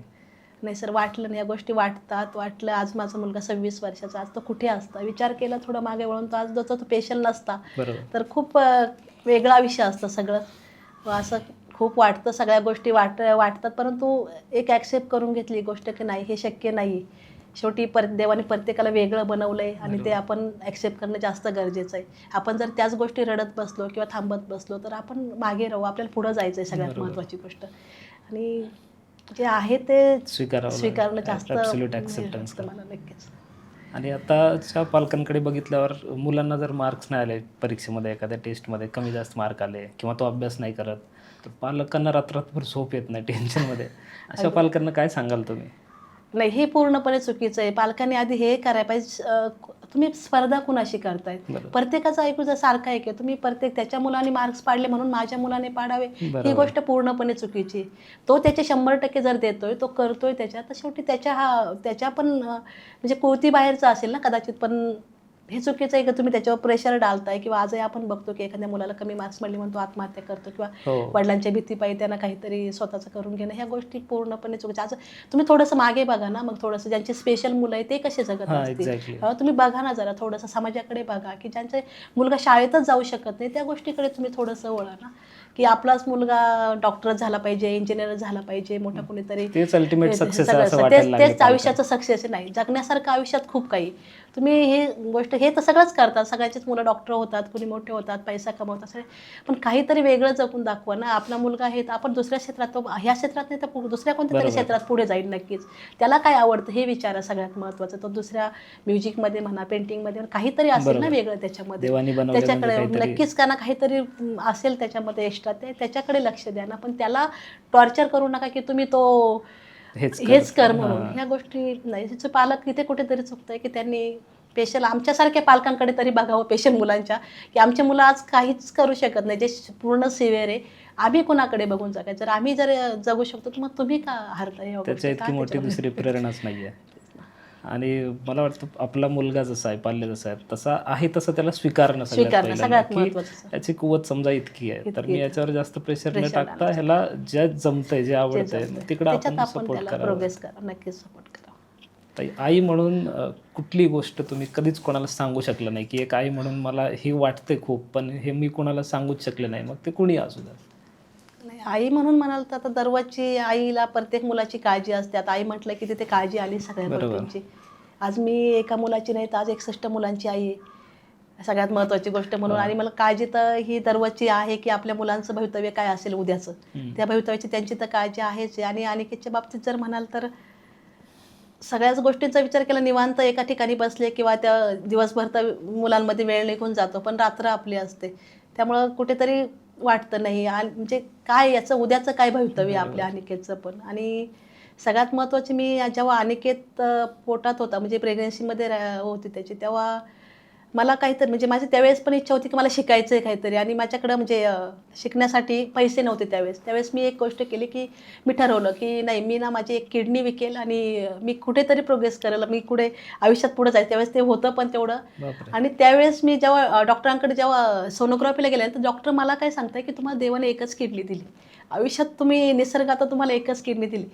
त्यावेळेस मी जेवढी हरली होती ना, म्हणजे आयुष्यात मला कुणाला तर की तुम्ही म्हणजे मला काहीतरी करायचं होतं आयुष्यामध्ये की नाही माझ्याकडे तर मी निदान हे तरी करू शकते आयुष्यात की माझ्या मुलांसाठी, माझी जी मुलगी होती त्यांच्यासाठी काहीतरी करायचं आहे मला आयुष्यात. आणि मला शिकायचं आहे, सगळ्यात मला स्वतःच्या पायावर उभं राहायचं आहे, कोणाकडं वेळ नाही आली पाहिजे मागायची कोणती गोष्ट. त्यावेळेस म्हणजे देवाने एवढी क्रूर चेष्टा केली ती माझ्याशी, चेष्टा केली की ती गोष्ट माझ्यासाठी खूप मोठी होती की हा मी आई होते, मुलांसाठी काहीतरी करायचं होतं, स्वतः जगायचं होतं, तिथे मी हरली होती पूर्णपणे की आज मी तेही करू शकत नाही आयुष्यात. रस्ताच ठेवला नाही म्हणजे तुम्हाला याच मार्गाने जावं लागणार होतं. याच मार्गाने जावं समजा असती तर मी नक्कीच ते केलंच असतं, ही माझी गॅरंटी होती की मी ते किडनी, मला जर परमेश्वरानं 2 केलं मी ते कुठंतरी काहीतरी करून केलंच असतं, एवढं मात्र नक्की. पण ती पण संधी नव्हती दिली तेवढी, पण मग आयुष्य समोर मांडलंय तसंच जाणं जास्त महत्त्वाचं. कारण हे वरवर बघितल्यावरती ह्या गोष्टी जाणवत नाहीत, म्हणजे हे पायाखालची जमीन सरकवणार आहे. आयुष्यात आई म्हटल्यानंतर काय असतं, आई बनून आपण जेव्हा आईकडे बघतो, एक आईचं चित्र जे आपण रंगवतो, तर आई बाळाला आपल्या मांडीवर घेऊन झोपवते लहान बाळ असताना. तर त्याला आई गोष्टी सांगत असते, आजी आजोबा सांगतात, आई सांगत असते, आई अंगाई गीत म्हणत असते जेव्हा आपलं बाळ झोपत नाही. असं अनिकेत साठी कधी त्याला नाही, तर कळत अंगाई नाहीये. गीत तर त्याला कळत नाही. अंगाई गीत तर गायलंच असेल मनातून, त्याला जरी समजलं नसेल, म्हणजे ती भावना व्यक्त करण्याची पद्धत वेगळी असेल का, जे भावना व्यक्त करणं मला वेगळं होतं, परंतु त्याच्यासाठी जे जगलं, आजही मी जी जगते किंवा जे आहे माझं आयुष्य, ते पूर्णपणे अनिकेतसाठी. म्हणजे काही गोष्टी शब्दात मांडता येत नाही व्यक्तीला, परंतु अनिकेत माझ्यासाठी खूप महत्त्वाचं हे होतं की, आणि मला आज काहीतरी कारण आहे की त्याच्यामुळे मी आज आयुष्यात इथे इथपर्यंत आहे, किंवा मी जगू शकले किंवा काहीतरी करू शकले त्याच्यासाठी. आणि याच्यात सगळ्यात मोठा वाटा माझ्या आईवडिलांचा पण खूप मोठा वाटा आहे की, खेड्यात जन्म झाला, आईवडिलांनी मला सगळ्यात विचार दिले, ते संस्कार संस्कार त्यांनी, वडिलांनी एकच शिकवलं आयुष्यामध्ये, कुणी किती हिसकावून नेलं तरी नशिबाचं कधी कुणी हिसकावून नेत नाही. जे आपल्या नशिबात लिहिलंय किंवा जे आपल्या कपाळात लिहिलं ना, सोरांनी सगळं घर धुवून नेलं तरी जे इथं लिहिलं ते आपल्याला परत भेटणारच आहे. तेव्हा कोणत्या गोष्टीसाठी रडायचं नाही. जेव्हा माझा डिवोर्स झाला ना, तेव्हा मला सगळे सांगायला लागले की, तुझी एवढी जमीन आहे गावाकडं, ते दुसरं लग्न करताय किंवा त्याच्यासाठी केस टाकायची बुवा की ती जमीन मला मिळावी, आपल्या मुलीला मिळावी. पण नाही, जे नाही आपल्याला ज्याच्यात इंटरेस्टच नाही, त्या जमीन घेऊन काय करणार होतो, त्यात नाही, मला केसही टाकायची नाही, मला त्यात काही नको पण आहे सगळ्या गोष्टींमध्ये. तो कुणातरी संग लग्न करतो, त्याचेही 2 मुलं आहेत. आज मी 2 मुलं घेऊन जे फिरले, ती त्या बाईने फिरू नये. तिला कुठेतरी जर त्या जमिनीचा आधार होत असेल, तर मी का ती जमीन घ्यावी आणि काय करायचं मला त्या जमिनीचं, ही सगळ्यात मोठी गोष्ट होती. खूप मोठा विचार आहे खरं. असं आज थोडे भांडण जरी झाले तरी नवऱ्याच्या सगळ्या संपत्तीवरती हक्क दाखवणारे प्रकरण आपण बघितल्यात. आणि मी जे फिरले ते कुणाच्या नशिबी येऊ नये, जे दुःख मी घेतलं ते कधी चुकू नये, कुणाच्या नशिबी येऊ नये, कुणाला एकटं पडू नये, हा सगळ्यात मोठी मला मिळालं नाही तर कुणालाच मिळू नये, ही भावना पण आहे. मी माझ्या एवढा स्टाफ आहे माझा, निराधारित काही स्टाफ, पण त्यांना एवढं समजून होते, कधी कुणापुढे हात पसरायची वेळ येऊ नये. हात पसरल्याने 2 रुपये देतात लोक, पण त्याची जी किंमत मोजावी लागते ना, ती खूप वेगळी असते, ती शब्दात नाही सांगू शकत. त्यामुळे पैसा मागणं ही सगळ्यात मोठी गोष्ट. म्हणजे कुणीच आधार कुणी देत नाही, पण प्रत्येकाला त्याच्याबद्दल काहीतरी हवं असतं, देणाऱ्याच्या मागे काहीतरी काहीतरी अपेक्षा हवं, असते की अपेक्षा काहीतरी असते. मिळावं त्यावेळेस म्हणून. कुणीतरी काहीतरी देतं, कुणी उगाचच काय देतं. हा, एक आईबाप असे असतात आयुष्यामध्ये की ते म्हणजे पैसा देऊ नाही देऊ, पण त्यांचं जे प्रेम आहे किंवा त्यांचे जो आपल्याला प्रोत्साहन आहे. परिस्थिती मी सामान्य घरातलीच होते, माझ्या आईबापांकडे पैसा नव्हता, 5 बहिणी आम्ही, एकच भाऊ, त्यामुळे त्यांना त्यांचं शिक्षण करणं, त्यांना इथपर्यंत पुढे नेणं. पण आईवडिलांची एकच इच्छा होती की माझ्या सगळ्या मुली शिकल्या पाहिजे. त्यामुळे त्यांनी जेवढं शिकवता आलं त्यांनी नक्कीच प्रयत्न केला. परंतु त्यांनी नेहमी पण कधी अडवलं नाही की असं की नाही तू इथंच थांब, हेच कर, तू चल पुढं. ही गोष्ट नेहमी त्यांनी प्रोत्साहन दिलं की लढत राहायचं आयुष्यामध्ये, कधी हरायचं नाही आयुष्यामध्ये. ही गोष्ट त्यांची सगळ्यात महत्त्वाची होती आयुष्यामध्ये. आज तुमच्या कामाकडे बघितल्यावर त्यांना प्रचंड समाधान वाटत असेल. खूप वडिलांना तर आई नशिबाने राहिली नाही. माझं नवीन बिल्डिंग बघायला अनिकेतची, कोविडमध्ये ती गेली, पण तिचा खूप सपोर्ट होता मला सगळ्या गोष्टींमध्ये. ती म्हणायची तिथे हात फिरण, तिथं लक्ष्मी असते, सगळ्या गोष्टी ती खूप म्हणजे यांना केलं. माझं दुर्भाग्य ती राहिली नाही हे सगळं बघायला, पण वडिलांना आजही खूप मोठं समाधान आहे की आजही ते जेव्हा शाळेचं उद्घाटन झालं तेव्हा ते इथे आले, तर अक्षरशः त्याला लोक म्हटले की तुम्ही कुणाला जन्म दिला, म्हणजे तुम्ही काहीतरी चांगलं व्यक्तिमत्व मुलांचं घडवा. त्यामुळे तो एक त्यांच्यासाठी अभिमानाचा क्षण असेल आणि समाधान तरी असेल की चला माझे मुलं काहीतरी करू तरी शकले आयुष्यामध्ये, हरल्या नाही. हे डॉक्टर, इंजिनियर, अजून काही झालं असतं तर एवढं समाधान नसतं भेटलं. पैसा कमवणं हा गोष्ट निराळी होती, पण ही गोष्ट वेगळी. बऱ्याचदा असं छोटी मोठी संकट आली ना, एकामागे 1-2-4 संकट आली, तर आमच्यासारखी नॉर्मल माणसं काय विचार करतात किंवा माझ्यासोबतच असं का, मी असं कोणाचं वाईट केलं आहे, कोणतं पाप केलं आहे असं वाटायला लागतं. तसं तुम्हालाही कधीतरी वाटलं असेल की मीच का, माझ्याच पोटी असा मुलगा का जन्माला यावा, असा पती मलाच का मिळावा, असं नाही वाटतं ना सर. खूप हारलं ना कधी, तर असं वाटतं हे आयुष्य नको आणि सगळं म्हणजे कुठंतरी एवढं सगळं करू नये, पण म्हणजे माणूस आहे शेवटी, किती ताकद असली तरी कुठेतरी हारतं माणूस आयुष्यामध्ये. कोणीतरी हक्काचं असावं की त्याला आपण सगळ्या गोष्टी सांगावं, सगळ्या गोष्टी बोलावं, कुठेतरी असतं ना. आपल्या मुलाचं भवितव्य म्हणजे काय आहे, उद्या त्याचं भविष्य काय आहे, जरी बहिणी सगळं सांभाळतील, सगळ्या गोष्टी होतील, पण का कुणास ठाऊक ह्या गोष्टी घडतात आयुष्यामध्ये. म्हणजे माणूस विचार करत नाही, परंतु आहे, पण आहे तसं चालणं जास्त महत्त्वाचं वाटतं. जास्त विचार केला तर त्या गोष्टी परत हारण्यापेक्षा मला वाटतं पुढे चाललेलं कधी नक्कीच चांगलं असेल. आणि असं खचल्यानंतर मग पुन्हा नवी जी उभारी मिळते तुम्हाला, ती काय म्हणजे तुमच्यासाठी मोटिवेशन म्हणता येईल किंवा की प्रेरणा देणारं काय, की मान्य आहे हे सगळं रोजचंच आहे आणि हे न संपणारा हा संघर्ष आहे, पण कदाचित दुसऱ्या दिवशी सकाळी उठल्यावर या मुलांकडे बघितल्यावरती तो नक्की विचार नक्की येत नाही, असेल ते की सगळ्यात मोठं मोटिवेशन. मुलं ही मी कोणावर जबाबदारी टाकू शकत नाही. बरोबर. आज 10-12 वर्ष झाले संस्थेला, पण मी आज माझ्या केअरटेकरवर म्हणा, माझ्या कुणावर मी आजही कोणताही विश्वास टाकत नाही. आज मुलं मला वेळ नसला तर मी नसले तर ठीक आहे, मी असले तर मी पहिलं मुलं जेवायला बसले ते वरती जाऊन बघेल की मुलांना व्यवस्थित वाढलंय का. कारण मला माहिती आहे की माझे मुलं, माझे लेकरं का कुणाचं दुखत आहे, एखादा मुलगा जेवायचा नाही का, ते सांगू शकत नाही की एकदा तुम्ही ताटात वाढलंय आणि दुसऱ्यांदा जर ते नाही मागत, निम्म्यावर मुलं मागूच शकत नाही की मला परत पाहिजे म्हणून. बरोबर. त्यामुळे ही गोष्ट जास्त महत्त्वाची आहे की गरज आहे आपल्या लेकरांना, खूप गरज आहे. खरंच म्हणण्यापेक्षा खूप गरज आहे त्यांना. आणि मला त्यांना शेवटाला न्यायचं, सगळ्यात शेवटपर्यंत. कोणताही त्यांना म्हणजे त्रास नाही झाला पाहिजे, सगळ्यात महत्त्वाचं म्हणजे. त्यामुळे या सगळ्या मुलांसाठी ते म्हणजे मी विचारही करू शकत नाही की मरणाचा किंवा आत्महत्याचा किंवा हारायचा. या गोष्टी मला आता पर्यायच नकोच आहे. राहिला मला नाही तुम्हाला. मला याच्यात म्हणजे गुंतायचं नाही. आणि माझे मुलं हे माझं सर्वस्व आहे. आणि ते शेवटपर्यंत, परमेश्वराने जेवटपर्यंत श्वास दिला तिथपर्यंत ते अगदी मनापासून आणि हृदयापासून चालू राहील, एवढं मात्र नक्की. आणि आज सगळ्यात महत्त्वाचे, मी प्रत्येक वेळेस हारते की अजून खूप मुलांना फोन येत आहे. मी खूप मागे पडते की मला अजून खूप मुलांना आधार द्यायचा आहे. ही सेवा अजून खूप जास्त करायची ते सेवा. पुण्यात तरी असे असे अनाथ मुलं कुठं रस्त्यावर दिसणार नाही, हा माझा टार्गेट आहे. आज स्वामींच्या कृपेनं आमची एक बिल्डिंग, ती दुसऱ्या बिल्डिंगची जागा पण झाली.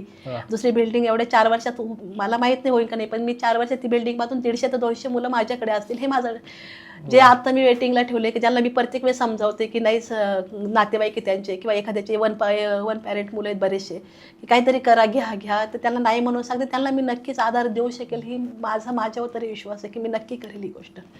आणि करणार आहेत, काही शंका नाही. स्वामींची साथ नक्की. आणि समाजाचा सगळा वाटा खूप मोठा आहे समाजाचा, पण समाजातही खूप चांगले लोक आहेत. त्यांच्या मदतीनं नक्कीच हे शक्य पण होईल, एवढं माझं पूर्ण गॅरंटी आहे. परमेश्वर असा डायरेक्टर आहे ना, जो कठीण रोल नेहमी बेस्ट ॲक्टरला देत असतो. आणि मला वाटते ते तुम्हाला निवडले त्यांनी. तर हे सगळ्यात चॅलेंजिंग काय मुलांसोबत डील करताना, म्हणजे हे भयंकर आहे, म्हणजे हे डील करणंच. नाही, आता कसं आहे सर, प्रत्येकाचा IQ वेगळा आहे. त्याच्यामुळं चॅलेंजिंग, प्रत्येक मुलामध्ये वेगळं IQ, प्रत्येकाचं वेगळं शिक्षण, प्रत्येकाचं वेगळं, त्याला समजून सांगण्याची पद्धत वेगळी. आणि दुखणंही वेगळं प्रत्येकाचं, सगळ्याच गोष्टी वेगळ्या आहेत. त्यांच्या वेदना समजून घेणं सगळ्यात महत्त्वाचे. प्रत्येकाच्या वेदना वेगळ्या आहेत. बरोबर. हां, प्रत्येकाला समजावणं म्हणजे खूप हे गोष्ट म्हणजे अवघड आहे ही गोष्ट. आणि मुलगा एकदा हायपर झाला ना, आता हे मुलं एक फिट्स परवडली किंवा न्यूरोलॉजी, पण मुलगा जर हायपर झाला ना सर, किंवा त्यांचं वयात आल्यानंतर मुलं जे सेक्शुअल प्रॉब्लेम मुलांचे चालू होतात, हे मुलं कोणाला सांगू शकत नाही. बरोबर. आणि त्यांच्या ज्या भावना चेंज होत आहेत, बदल होतोय, त्या गोष्टी आज नॉर्मल माणूस स्वतःवर कंट्रोल करू शकत नाही. तर ह्या मुलांनी कुठे सांगावं त्यांच्या भावना आणि कुठे व्यक्त करावं, ही सगळ्यात मोठी गोष्ट आहे त्यांच्यासाठी. आज त्यांचं ते दुःख आपल्यालाही पाहवत नाही, की म्हणजे दिसतंय आपल्याला डोळ्याने सगळं, आपलंच लेकरू आहे, सगळ्या गोष्टी आहे, परंतु व्यक्त व्हायला काही राहिलंच नाही त्यांच्यामध्ये. कसं करणार व्यक्त त्यांच्याकडे, म्हणजे ते व्यक्तही करू शकत नाही. त्यामुळे त्यांचं त्या वेदना आहे ना, त्या समजावून घेणं म्हणजे आपल्या अवघड जातं या सगळ्या गोष्टी पाहिलं की का घडवलं असं सगळ्या गोष्टी त्यांना परमेश्वराने. पण म्हणजे मतिमंद होतं, ही गोष्ट नकोच आहे असं वाटतं. हे परमेश्वराने कोणाच्याच पोटाला असं मुलगाही देऊ नये, मुलगी देऊ नये, परंतु हे त्यांना समजून घेणं खूप अवघड आहे सर. आणि हायपर झाल्यानंतर हे मुलं कंट्रोल करणं म्हणजे आपल्या हातात एवढं ताकद असते ना, कारण त्यांना शरीराला काही म्हणजे मनाला काही हेच नसतं ना, कष्ट नसतात, काहीच नाही. त्यामुळे पूर्ण ताकद त्यांच्यामध्ये असते. त्यामुळे त्यांना असं आपण धरायला गेलं, कंट्रोल करायला गेलं तर ते आपल्याला आवरत नाही. कितीतरी वेळेस 2 मुलं काहीतरी भांडण झालंय, चिडाय केलं तर ते आपल्यालाच मारतात, डायरेक्ट लोट. माहीत नसतं आता पुढचा हात आपल्यावर पडणार, हे असं कित्येक वेळेस झालं. एक जणांनी मुलाने पूर्ण अंगठा चावून काढला माझा, हे केलं. पण त्याला तिथं कंट्रोल करणं थोडं अवघड जातं सगळ्या गोष्टींना. कुठेतरी हॉस्पिटलचे डोस वाढवणं, हे गोष्ट करणं, डॉक्टरांकडून विचारून घेतलेलं असतं की ज्यालाहीच हायपर झाला, नाहीच कंट्रोल झाला तर मग काय करू ह्या गोष्टी, तर मग कोणत्या गोळ्या देऊ का, ह्या सगळ्या गोष्टी विचारून मग कुठेतरी त्यांना हे करणं. पण त्यांना त्यांचं आयुष्य म्हणजे ते करत नाही असं, म्हणजे त्यांचं ते दुःख असं आहे की त्यांना असं त्यांना वागायचं नसतं, परंतु त्यांच्या शरीरात झालेला बदल किंवा त्यांच्या त्यामुळे ते कंट्रोल करू शकत नाही स्वतःवर. हा सगळ्यात महत्त्वाची गोष्ट. त्यामुळे त्यांना तिथं समजून घेणं खूप गरजेचं असतं. काही चुकीचं करतात असं दिलं नाही, पण भावना तर आहेच ना शेवटी. शरीर तर बदल झालाय, तुमचं शरीर वाढतंय, तुमच्या शरीरात बदल होत आहे, सगळ्या गोष्टी. त्यामुळे त्यांना तिथं सांभाळणं खूप गरजेचं आणि ते तितक्याच मायेनं आणि तितकेच प्रेमाने सांभाळणं गरजेचं आहे. तुम्ही त्याला आरडून किंवा 2 काट्या घातल्या आणि मग तो शांत बसेल, हे पूर्णपणे चुकीचं आहे. तुम्ही जेवढं त्याला प्रेमाने जवळ घ्याल, जेवढं त्याला प्रेमाने समजून सांगाल ना, तेवढं तो लवकर कंट्रोल होतो असा मुलगा. आणि त्याला त्याच गोष्टी समजून सांगून कुठेतरी त्याचं मन दुसरीकडे वळवणं हे सगळ्यात महत्त्वाची गोष्ट असते. त्याला जे आवडतं त्याच्यामध्ये त्याला गुंतवून ठेवणं किंवा त्याला थोडं बाहेर घेऊन जाणं. आता आम्ही दरवर्षी 2-3 ट्रिप होतात आमच्या बाहेर, काहीतरी त्याला वेगळं देणं हे सगळ्यात महत्त्वाचं आहे. आणि ते कुठेतरी बाहेर पडेल सगळ्या गोष्टींमधून. इतर मुलांच्या बाबतीत झालं, आता वयात आलेल्या मुलीसुद्धा तुमच्या अगदी संस्थेमध्ये आहेत, आहेत आणि 28 नॉर्मल मुलींना किंवा स्त्रियांना जेव्हा मासिक पाळी वगैरे त्यांची असते तर त्यावेळेला त्यांना त्या वेदना असह्य होतात आणि तुझे काही अनहायजीन वगैरे सगळ्या गोष्टी असतात तर ते त्यांना सहन होत नाहीत किंवा त्यांना तो पेन सांगता येत नाही. सांगते त्या ह्या मुलींच्या बाबतीत काय, जेव्हा यांना मासिक पाळी किंवा त्यांचे डेट्स वगैरे आलेले असतात सगळं, तर हे किती भयंकर चॅलेंजिंग आहे. खूप चॅलेंजिंग. सर कसं होतं, आता मुलगी एक तर ना, आता बऱ्याचशा संस्था बघितल्या ना 14 वर्षानंतर मुलीच घेत नाही. का आता 14 वर्ष आणि जे 18 वर्षानंतर घेतात ते पूर्णपणे त्यांची संस्थेची ही रिक्वायरमेंट असते का पिशवी काढा मुलीची, तेव्हा आम्ही घेऊ. परंतु बऱ्यापैकी आता काही पालक काढू शकत नाही किंवा अनाथ मुली आहेत कुठे हे, तर त्या गोष्टींसाठी आता माझ्याकडे जो 28 मुली आहेत त्यामध्ये ज्यांचा IQ जरा बरा आहे तर थोडं तरी सपोर्ट करतात. पण आता 4 मुली अशा आहेत की त्यांना ज्यावेळेस प्रॉब्लेम येतो किंवा पाळी येते त्यांना, की त्यांना असं वाटतं काहीतरी वेगळं घडलंय माझ्याबरोबर. त्यावेळेस ते म्हणजे अक्षरशः अंगावरचे कपडे ठेवत नाही, कोंडून ठेवावं लागतं त्या मुलीला, अक्षरशः कोंडून ठेवावं लागतं की पर्यायच नसतो का तिला ते सहनच होत नाही ती गोष्ट, की त्यांना कळतच नाही. कळत आणि समजून सांगून इतके त्यांचं IQ नाही की आपण त्याला समजून सांगू की बाई असं नाही, असं हे योग्य आहे, असं ह्या गोष्टी करू शकत नाही त्यांच्याबरोबर. कोंडून म्हणजे त्याला पर्याय नसतो, ते 2 तासाला सोडणं, 2 तासाला ठेवणं, त्याला कुठेतरी गुंतवून ठेवणं, म्हणजे पूर्णपणे त्या गोष्टीकडे त्यांचं लक्ष द्यावं लागतं. शांत होईपर्यंत तेवढ्या वेळ त्यांना खूप कंट्रोल करावं लागतं. असे खूप वेळेस अनुभव पण आला, गेस्ट आलेत किंवा कुठेतरी शिकवतोय कुठे, तर मुलीने डायरेक्ट कपडे काढायचा प्रयत्न केला, हे केलं, हे अशाही गोष्टी खूप वेळेस राहिल्या, खूप वेळेस झाल्या. परंतु पर्याय नसतो अशा गोष्टींना. परंतु प्रयत्न आम्ही करतो की तिथून त्याला कुठेतरी म्हणजे समजून सांगू शकू किंवा तेवढी काळजी नक्कीच घेतो की स्टाफ आहे की आपण तेवढ्या 4 दिवसात त्यांची तेवढी काळजी घेण्याचा पूर्णपणे प्रयत्न करतो. आणि माझ्यासोबत काय होतंय, माझ्या शरीरात काय चाललंय, बदल तो सांगता येत नाही, कळत नाही त्या गोष्टी. सेक्सवाली जी भावना आहे किंवा वयात आलोय आपण, ही भावनाच माहित नाही म्हणजे कसं काय होतंय. स्पर्श सोडला तर दुसरी भावना त्यांना माहीतच नाही. आता खूप लोक म्हणतात लग्न पण करायचं, पण लग्न जरी केलं त्यांना बाकीच्या भावना काही माहीतच, लग्नानंतर आयुष्यच माहीत नाही ना, त्यांना फक्त स्पर्श माहिती आणि स्पर्श आवडतो या मुलांना, त्याच्यात त्यांना तो आनंद भेटतो स्पर्शामध्ये. ते प्रेमाने स्पर्श माणूस करतो, तेवढा स्पर्श पलीकडे त्यांना नाही माहिती आयुष्य ना, तर की यांचं आयुष्य आपण करू शकतो. त्यामुळं त्यांचं लग्न न करणं हाही योग्य पर्याय आहे. त्याला तिथे खूप सांभाळ. आणि आता बरंचसं काही निघालं या मुलांचं, मरीना डिव्हाइस म्हणून किट भेटते, ते किट बसवले त्या मुलींना तर 7-8 वर्ष प्रॉब्लेम येत नाही, हे सगळ्यात महत्त्वाचं. परंतु अशा संस्था मी ज्यावेळेस या मुलींसाठी प्रयत्न करायला गेले ना, तेव्हा खूप हॉस्पिटल बघितले, पण कुणी रिस्क घ्यायला तयार नाही. यांना भूल द्यावं लागेल, यांना भूल दिली तर हे जर परत म्हणजे शुद्धीवर नाही आलं तर आम्ही काय करणार आहे, रिस्क घेणार नाही, संस्था काय करेल, अशा गोष्टी म्हणजे आहे. काही गोष्टी पर्याय निघाले याच्यावर, परंतु सपोर्ट करणारे पण पाहिजे त्याच्यासाठी, सगळ्यात महत्त्वाचं. जनजागृती पण होणार, कारण हे आता मलाही माहिती नव्हतं किंवा असं अनेक असंख्य लोकांनाही माहिती नसेलच. आणि हे तुमच्या संस्थेत आले, तुम्ही धडपड करताय, काहीतरी प्रयत्न करताय, जी मुलं घरातच असतील म्हणजे मतिमंद आहेत आणि घरच्यांनी काही याच्याने म्हणजे सांभाळत असतील, पण त्यांना हे माहितीच नाही आहे. ते उलट समाजाला सांगायचं काय, त्याच्याबद्दल धडपडायचं काय, मग त्यांच्यामध्ये होणारे बदल वगैरे ते अलिप्तच आहे त्या गोष्टीपासून. आणि जर हॉस्पिटल त्याची जबाबदारी घ्यायला तयार नसेल तर मग आपण काय करणार, आपण शेवटी हातबलच होणार आहे. तर हे वयात आलेल्या मुलांसाठीच वेगळंच चॅलेंज आहे, खूप वेगळं आहे सर. आणि ते आईबापच सगळं हँडल करू शकतात, प्रयत्न करू शकतात, आणि ज्यांना आईबाप नाही त्यांचं आयुष्य खूप वेगळं आहे ह्या गोष्टींमध्ये. आपल्यासारख्या संस्थांनी खूप गरज आहे उभं राहायची. आणखीन काही तर ही मुलं कुठून आलीत, म्हणजे तुम्हाला जेवढी 60 मुलं आपल्याकडे आहेत, 60-61 मुलं आहेत. कुठून आली ती सगळी मुलं? जास्त कसं आहे, आता अनाथ जी मुलं आहेत ती जास्त पोलीस स्टेशनकडून आलेत, 2-3 महिला सेवाग्रामकडून आले, बालसुधारगृहाकडून आले, आणि पोलीस स्टेशन त्या एरियात सापडलं, त्या तिथलं लेटर घेतलं.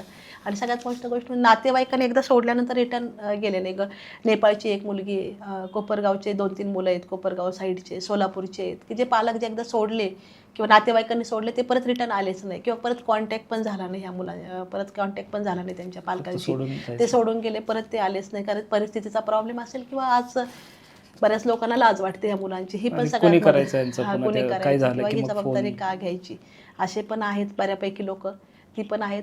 पुण्यातली खूप कमी मुलं आहे आपल्याकडे, पुण्यातली मुलं आपण जास्त घेत पण नाही, कारण पुण्यात भरपूर संस्था आहे आणि पुण्यात ते करू शकतात ॲडजस्टमध्ये. त्यामुळे जास्तीत जास्त मुलं आपले खेड्यातलेच मुलं आहे पूर्णपणे, जेवढे काही मुलं आहेत ती खेड्यातलीच मुलं आहे पूर्णपणे, पण महाराष्ट्रातली सगळी मुलं आहेत आपली. आता आंध्राचा एक मुलगा आला आहे, त्यांनी खूप संस्था बघितल्या. आता 8 दिवसापूर्वीच तो मुलगा आला आहे, वडील आहेत त्याला, परंतु तो एवढा मारतो हायपर झाल्यानंतर, घरातल्यांनाही मारतो, कंट्रोल होत नाही. त्यामुळे त्यांनी पण खूप संस्था शोधल्या. पण मग असे मुलं हायपर होतात. हायपर म्हटलं की टाळायचा प्रयत्न करतात की कशाला घ्यायचा, परत उद्या काही झालं तर. परंतु कुठेतरी त्याला पण कंट्रोल करणं गरजेचं आहे. त्याला तेवढं प्रेमाने घेतलं तर आपण ते मुलं कंट्रोल होतात. तेवढी वेळ आपल्याला सांभाळून घ्यावी लागते हायपर झाल्यानंतर. त्यामुळे तो मुलगा आता आपल्याकडे आहे. तेव्हा जेवढं शक्य आहे तेवढं देण्याचा प्रयत्न करतो. आणि सगळे टोटल मुलं खेड्यातली मुलं आहेत आपल्याकडे. आसपासच्या खेड्यातली मुलं सगळ्यात जास्त खेड्यातली मुलं सगळी. खेड्यामध्ये अजून त्याच्याबद्दलची मानसिकता बदलली नाही मानसिकता आणि की बदलली शहरात पण नाही. तशीच अवस्था आहे? नाही, शहरात खूप मानसिकता बदलली. खेड्यात बऱ्यापैकी. संस्था नाही सर. संस्था चालणं करणं अवघड आहे. संस्था जरी चालू केलं तर त्या सांभाळणं किंवा या मुलांचं एवढं सगळं करणं हे अवघड आहे. किंवा समाज तिथपर्यंत पोहोचत नाही, दान पोहोचत नाही. सगळ्यात महत्त्वाचं आपण पुण्यासारख्या संस्था, मी पुण्यासारख्या ठिकाणी संस्था चालू करून पण 8-8 दिवस गावासाठी रामनगर वगैरे ह्या एरियात फिरलो. 8-8 दिवस माझ्या मुलांनी भातावर काढले. अशी परिस्थिती जर पुण्यात असेल तर खेड्यात अवघड आहे सगळ्या संस्था चालवणं पण. कारण की मदत होते, पण मदतीला पण खूप नियम आहेत. आज तुमचं संस्था ATG पाहिजे, त्याला इन्कम टॅक्समध्ये सूटच पाहिजे किंवा CSR सर्टिफिकेट पाहिजे. हे नियम जेव्हा आपण कुठेतरी होतो त्यावेळेस कुणीतरी आपल्याला कुठेतरी फायदा भेटतोय म्हणून मदत करणारे जास्त लोक आहे. त्याच्या पलीकडे पण काही लोक आता खूप चांगले आहे की म्हणजे परत ते दोन्ही बाजू आहेत. काही लोक एवढे चांगले आहे की त्यांना त्यात काही हे नाही, फक्त तुमच्यावर एक विश्वास आहे आणि त्या विश्वासावर ते मदत करताय पूर्णपणे. हे संस्था चालू करताना हे जे काही नियमावली आहे त्या नियमांच्या कचाट्यातच माणूस एवढा गुरफटून जातो की त्याच्या पलीकडे जे करायचं ते तसंच राहून जातं. आणि म्हणून अनेक लोकांच्या मनात विचार येत पण असेल, पण हे एवढं सगळं पार करायचं. खूप नियम आहे. नियम संस्था चालवून करणं म्हणजे नियम पण खूप आहे. सरकारी नियम पण खूप आहे. एक तर अनुदान भेटतच नाही. तुम्ही संस्था चालू केल्यानंतर 15 वर्ष तुम्हाला ती संस्था चालून दाखवावी लागते. आज 15 वर्ष संस्था चालवायची म्हणजे सोपी गोष्ट नाही. त्यानंतर तुम्ही अनुदानासाठी फाईल टाकू शकता. 15 वर्ष चालून दाखवल्यानंतर तुमच्या अनुदानाची काय गरज बसणार आहे? पर्यंत म्हणजे माणूस त्यावेळेस स्वतःला सावरलेला असतो. माणूस स्वतः बऱ्यापैकी सावरलेला असतो. एखादं 2 वर्ष वगैरे ठीक आहे, 15 वर्ष तुम्ही चालवणार स्वतःच्या हिमतीवरती आणि मग शासनाच्या अनुदानाची, मग तिथून पुढे वाट पाहणारे आपण त्या शासनात. त्याच्यात परत त्यांची नियमावली खूप आहे. त्यामुळं सगळ्या सामान्य लोकांनी जी मदत करतात ती सगळ्यात महत्त्वाची. सामान्य लोक ते मोठे लोकांपेक्षा सामान्य लोक खूप जागरूक आहे ह्या गोष्टीमध्ये आणि खरंच मदत करतात. आपल्या घराचा परिवार चालवून त्यातून 2 रुपये काढून ते कुठेतरी मदत करत असतात आणि ते कायमस्वरूपी करतात. हे खूप आहे. आणि त्यांना आनंद वाटतो. अनेक समाधान वाटतं. सगळ्यात महत्त्वाचं सरकारी काम, एखादं कागदपत्र किंवा कुठल्या ह्याच्यासाठी जेव्हा तुम्ही सरकारी ऑफिसात जाता तर पटकन होतं काम? नाही सर, ते अनुभव खूपच वाईट आहे. सरकारी तुम्ही नाही मतलब कोणाला, सरकार ज्या खुर्चीवर बसले त्यांना मतलबच नाही त्या गोष्टीचा की हे काम कोणत्या प्रकारचं आहे. बरोबर. की आज जेव्हा जागा घेतो आम्ही आणि त्याला परमिशन मिळण्यासाठी 3 वर्ष लागतात. 3 वर्ष त्या PMRDच्या चक्रा काढणं आणि रात्र ते स्वामींचा फोटो घेऊन रडत बसणं आणि माझ्या लेकरांसाठी घराची मागणी करणं, ही गोष्ट माझ्यासाठी 3 वर्षात मी एवढी हारली होते सर की नाही आता घर म्हणजे राहायचं होतं. आम्ही पत्र्याच्या शेडमध्ये राहत होतो आणि तिथे एवढी हाल होती मुलांची की उंदरं एवढे त्रास द्यायचे. जो शेजारी हॉटेल होतं सुरभी हॉटेल म्हणून, आणि ते हॉटेल मुलं एवढे उंदरं आणि आमचं पत्र्याचं शेड, साईडनं पत्रा वरती पत्रा, आणि आम्हाला स्कायवाल्यांनी हे करून दिलं होतं. गरम होत होतं खूप गरमीमध्ये ना, तर मग ते थर्माकॉल लावून दिलं. उंदरांना जागा झाली. ते थर्माकॉलमुळे आम्हाला गरमी कमी झाली, पण थर्माकॉलमध्ये उंदरांना बसायला जागा सापडली. त्यामुळे रात्रभर फक्त उंदरं फिरायचे एवढे पूर्णपणे. आणि त्या वेदना एवढ्या वेगळ्या होत्या ना सर की मुलं झोपायची, सगळी जागाही नसायची कुठं, गाद्या टाकलेल्या पूर्णपणे झोपायला. पण ते उंदरं जेव्हा फिरायचे, आपण जेव्हा पाहायचो ना वरती जागा, की मुलांच्या कित्येक वेळेस ओढण्या करून गेल्या, मुलींच्या पायाला डसले, अंगठ्याला डसले उंदरं. तेव्हा कुठेतरी वाटायचं नाही आपलं हक्काचं घर असावं. त्या घरासाठी जे प्रयत्न केलेलं सर, म्हणजे PMRD म्हणजे 10 वाजता तिथं जाऊन बसायचं, संध्याकाळी 6 वाजेपर्यंत बसून पण आपल्याला आतमध्ये जेव्हा एंट्री भेटत नाही ना, आपण एवढं प्रयत्न करून पण की आपल्याला साधी एंट्री भेटत नाही की का, आता आपले त्यांचे नियम असतील काय असतील, आपणही प्रयत्न करतो पूर्णपणे त्यांचे नियम फॉलो करायचे. परंतु कुठेतरी ह्या गोष्टी त्यांनी, माझी प्रत्येकाला हीच रिक्वेस्ट असायची, तुम्ही एकदा या, त्या मुलांची हाल बघा आणि मग ठरवा तुम्हाला परमिशन द्यायची की नाही द्यायची. त्यामुळे ते 3 वर्ष एवढे हालाकीचे गेले ना. माझे लेकरंसुद्धा स्वामींजवळ अशी प्रार्थना करायची की देवा आमचं घर होऊ दे. घरासाठी जे कष्ट केलेत ना सर, घर म्हणजे आमच्यासाठी स्वप्न होतं ते घराचं, आणि आमच्याकडे जागा असून आमचं घर होत नव्हतं ना, ही खूप मोठी गोष्ट होती. आपली बिल्डिंग दिसते लोकांना, पण त्या मागचं दिसत नाही. म्हणजे बिल्डिंग फक्त दिसते आज सर, पण रात्र झोपलेलो नाही त्या बिल्डिंगसाठी. फक्त कुठेतरी परमिशन भेटावी. अल्लीगली आपल्याला करायचं नव्हतं आणि परमिशनशिवाय आपण काहीच करू शकत नव्हतो. त्यामुळं प्रत्येक सरकारी अधिकाऱ्या अशी किती विनवण्या केल्या असतील ना की ते शब्दात पण नाही सांगू शकत आणि सगळ्या एवढा संयम कुठून बघा की मुलगा आपला ठीक नाही आहे, नवऱ्याने साथ सोडली, समाज नीट स्वीकारत नाही आहे, परमेश्वराने सुद्धा तुम्हाला सांगितलं की याचं काहीच होणार नाही, सरकार मायबाप सरकार तुमची साथ देत नाही, तरीसुद्धा नाही. आपल्याला हे करायचंच आहे करायचं. आणि शेवटाला घेऊन जायचं आहे. शेवटाला मला घेऊन वाटतं जायचं. ह्या जिद्दीलाच सलाम करायला पाहिजे. करायचं. आणि एवढं समोरचा व्यक्ती निष्ठुर असू शकतो, सगळं सरकार असू द्या किंवा एक माणूस म्हणून तरी मला वाटतं संवेदना जागी संवेदना व्हायला पाहिजे पाहिजे. नाही. अशा कोणी असू द्या, आज मी जात होते PMI पुढे किंवा लोकांपुढे, पण त्या माझ्या जागी आजही कोणी दुसरी व्यक्ती केलं तर निदान त्यांनी एवढ्या भावना प्रत्येकाजवळ असाव्या की ही व्यक्ती कोणासाठी लढते, बरोबर. मग तिथपर्यंत स्वतःच्या जावं आपण. स्वार्थासाठीच आपण जर समोरचा व्यक्ती एवढा रिक्वेस्ट करतो की तिथपर्यंत आपण जावं. ही वेळ निघून गेल्यावर तुम्ही देता खूप वेळ, मग खूप प्रयत्न करून सगळ्या गोष्टी, परंतु ते बघावं या गोष्टी आणि खरंच मदत करायची गरज आहे या गोष्टींना. किंवा जुलिकासारखी मुलगी जी नगर हायवेला सापडली, महिला सेवाग्रामकडून आली, तिचाही पासपोर्ट काढायचे 6 महिने मला पासपोर्ट ऑफिसमध्ये चक्कर मार मला आतमध्ये सोडायचे नाही, काय नाही. तिला घेऊन मी आपली दिवसभर त्या झाडाखाली बसायची बाहेर ते PMI पासपोर्ट ऑफिसला. तर तिला ते पासपोर्ट, ते माझ्या लेकराला संधी भेटली होती आज इंटरनॅशनल खेळासाठी, आणि तिला पासपोर्टच भेटत नव्हता का, तर तिचे डॉक्युमेंट नाही, ती अनाथ आहे, सापडलेली आहे. बापरे. पण ती संधीच्यासाठी मी तिला अडॉप्ट केलं, तिचे डॉक्युमेंट बनवले, सगळ्या गोष्टी करूनही तुम्हाला तेही मान्य नव्हतं, कारण तुमचं अडॉप्टेशनचं खूप मोठे प्रोसेस होती ना, मी थोडक्यात केली होती त्यावेळेस. पण जिद्दच त्यावेळेस पण सोडली नाही. त्यावेळेस पण लढून शेवटी मोठ्या अधिकाऱ्यांनी कुठेतरी ती प्रेरणा त्या गोष्टीची जाण घेतली आणि तिला पासपोर्ट मिळून 7-8 दिवस आधी फक्त राहिले होते तिथे जायचे, त्यावेळेस पासपोर्ट हातात भेटला.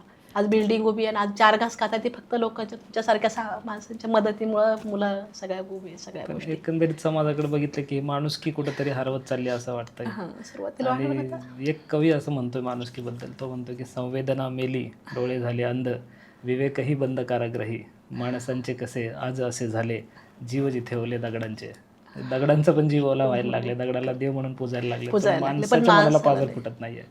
मला सगळं दिसतंय, पण माणूस तर तुम्ही मेल्यानंतर तुम्ही त्याच्यात असा होता तसा होता, पण तो जित होता त्यावेळेस तुम्ही जर त्याला विचारलं असतं तर कदाचित काहीतरी चांगलं घडलं असतं आयुष्यामध्ये. त्यामुळे कुठेतरी जिवंत माणसांच्या वेदना समजून घ्या. आणि आपल्या स्पेशल मुलांच्या तर खरंच गरज आहे. खूप लोकांकडे पैसा आहे, सगळे पैसा नाही महत्त्वाचा, तुम्ही पैसाच द्यावा असंही विषय नाही. तुम्ही वेळ द्या, तुमच्याकडे वेळ आहे, तुमच्याकडे ज्ञान आहे, तुम्ही त्या ज्ञानाचा वापर करा. थोडासा योगा घ्या, मुलांना ड्रॉइंग घ्या, हे घ्या, त्यांना कुठेतरी आनंद द्या. असं नाही की पैसे दिले तरच आपण काहीतरी करू शकतो. पैसे देणं एवढं इतकं गरजेचं, पैसे देणारे आहेत, परंतु तुमचा वेळ खूप महत्त्वाचा ह्या मुलांसाठी आणि रंगास मुलांसाठी. काही संस्थेला आपले शासकीय अनुदान नाहीये. नाही, आज 1 रुपयाचं हे शासकीय सगळं कसं चालवतं? हा एवढा जो पसारा आहे, पसारा आता 2011 पासून माझे पुण्यात आहे सर. पुण्यात लोक ओळखतात. आपण मी 17पर्यंत जेव्हा शिवण्यावर शिर्डीला स्पेशल D.Ed केलं, अनिकेतचं हे केलं, केअरटेकरचा जॉब करून जेव्हा मी स्पेशल D.Ed केलं, तिथे 2 वर्षाचा कोर्स केला ह्या मुलांचा. पुण्याला मी पेपरला आले होते NDAला, तिथेच म्हणजे ह्या मुलांसाठीचाच तो हो, D.Ed आहे, नॉर्मल special. D.Ed जसं 2 वर्षाचं असतं तसं स्पेशल D.Ed केलं अच्छा. हां. त्याचं. आणि अक्षरशः ते D.Ed करायला पण माझ्या 11वी नंतर लग्न झालं होतं सर. सांगायचं गोष्ट म्हणजे 11वीतच बहिणीचं जमलं म्हणून माझंही लग्न, आम्ही दोघींचे 17वं वर्ष असेल त्यावेळेस लग्न झालं आमचं दोघीचं एका मांडवात. कारण आई बापाची परिस्थिती एवढी चांगली नव्हती, परत करायचं म्हणून दोघींचं एका मांडवात केलं होतं. आणि लग्न झाल्यानंतर माझी एकच जिद्द होती की माझी 12वी व्हावी. 12वीसाठी ॲडमिशन घ्यायचं होतं मला, हे व्हायचं होतं. म्हणजे त्यावेळेस अक्षरशः म्हणजे हातात आलेले पैसे ना, मी 12वीला ॲडमिशन पण घेऊ शकत नव्हते, एवढी माझी वाईट परिस्थिती. आणि मला सपोर्ट तर त्यावेळेस नव्हता. त्या हातात आलेले पैसे किंवा मी कोणत्या परिस्थितीत ॲडमिशन घेतलं, ते ॲडमिशन मला ते D.Edला कामं आलं. 12वी माझी झाली त्यानंतर मला ते ॲडमिशन कामं आलं तिथे, की मी 12वी नंतरच D.Ed करू शकतो ते ना स्पेशल. जर मी 12वी नसती केली त्यावेळेस तर मी स्पेशल D.Ed करू शकले नसते ना. स्पेशल D.Ed केलं नसतं तर मी इथपर्यंत येऊ शकले नसते. सगळ्यात महत्त्वाचं स्पेशल D.Edमुळे मी पुण्यात आले. जर मला जॉब भेटला, 1800 रुपये पेमेंट होता, नॉन ग्रँटेबल स्कूल होती, परंतु मी पुण्यात अनिकेतला घेऊन येऊ शकले. त्या संस्थेत राहिले, साई सेवा म्हणून देशमुख सरांची संस्था होती शिवण्याला, वाजी माळवाडी. स्पेशल D.Ed आधी केलं होतं मग अनिकेत झाला.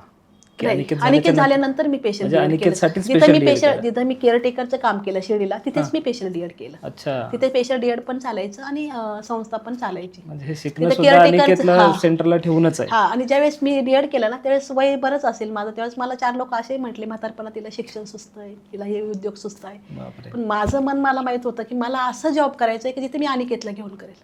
तिथे अनिकेत माझ्या बरोबर असेल. जॉब तर मी करणार, मी काही करणार, स्वतःच्या पायावर तर मी उभी राहणार, पण अनिकेतला घेऊन करणार.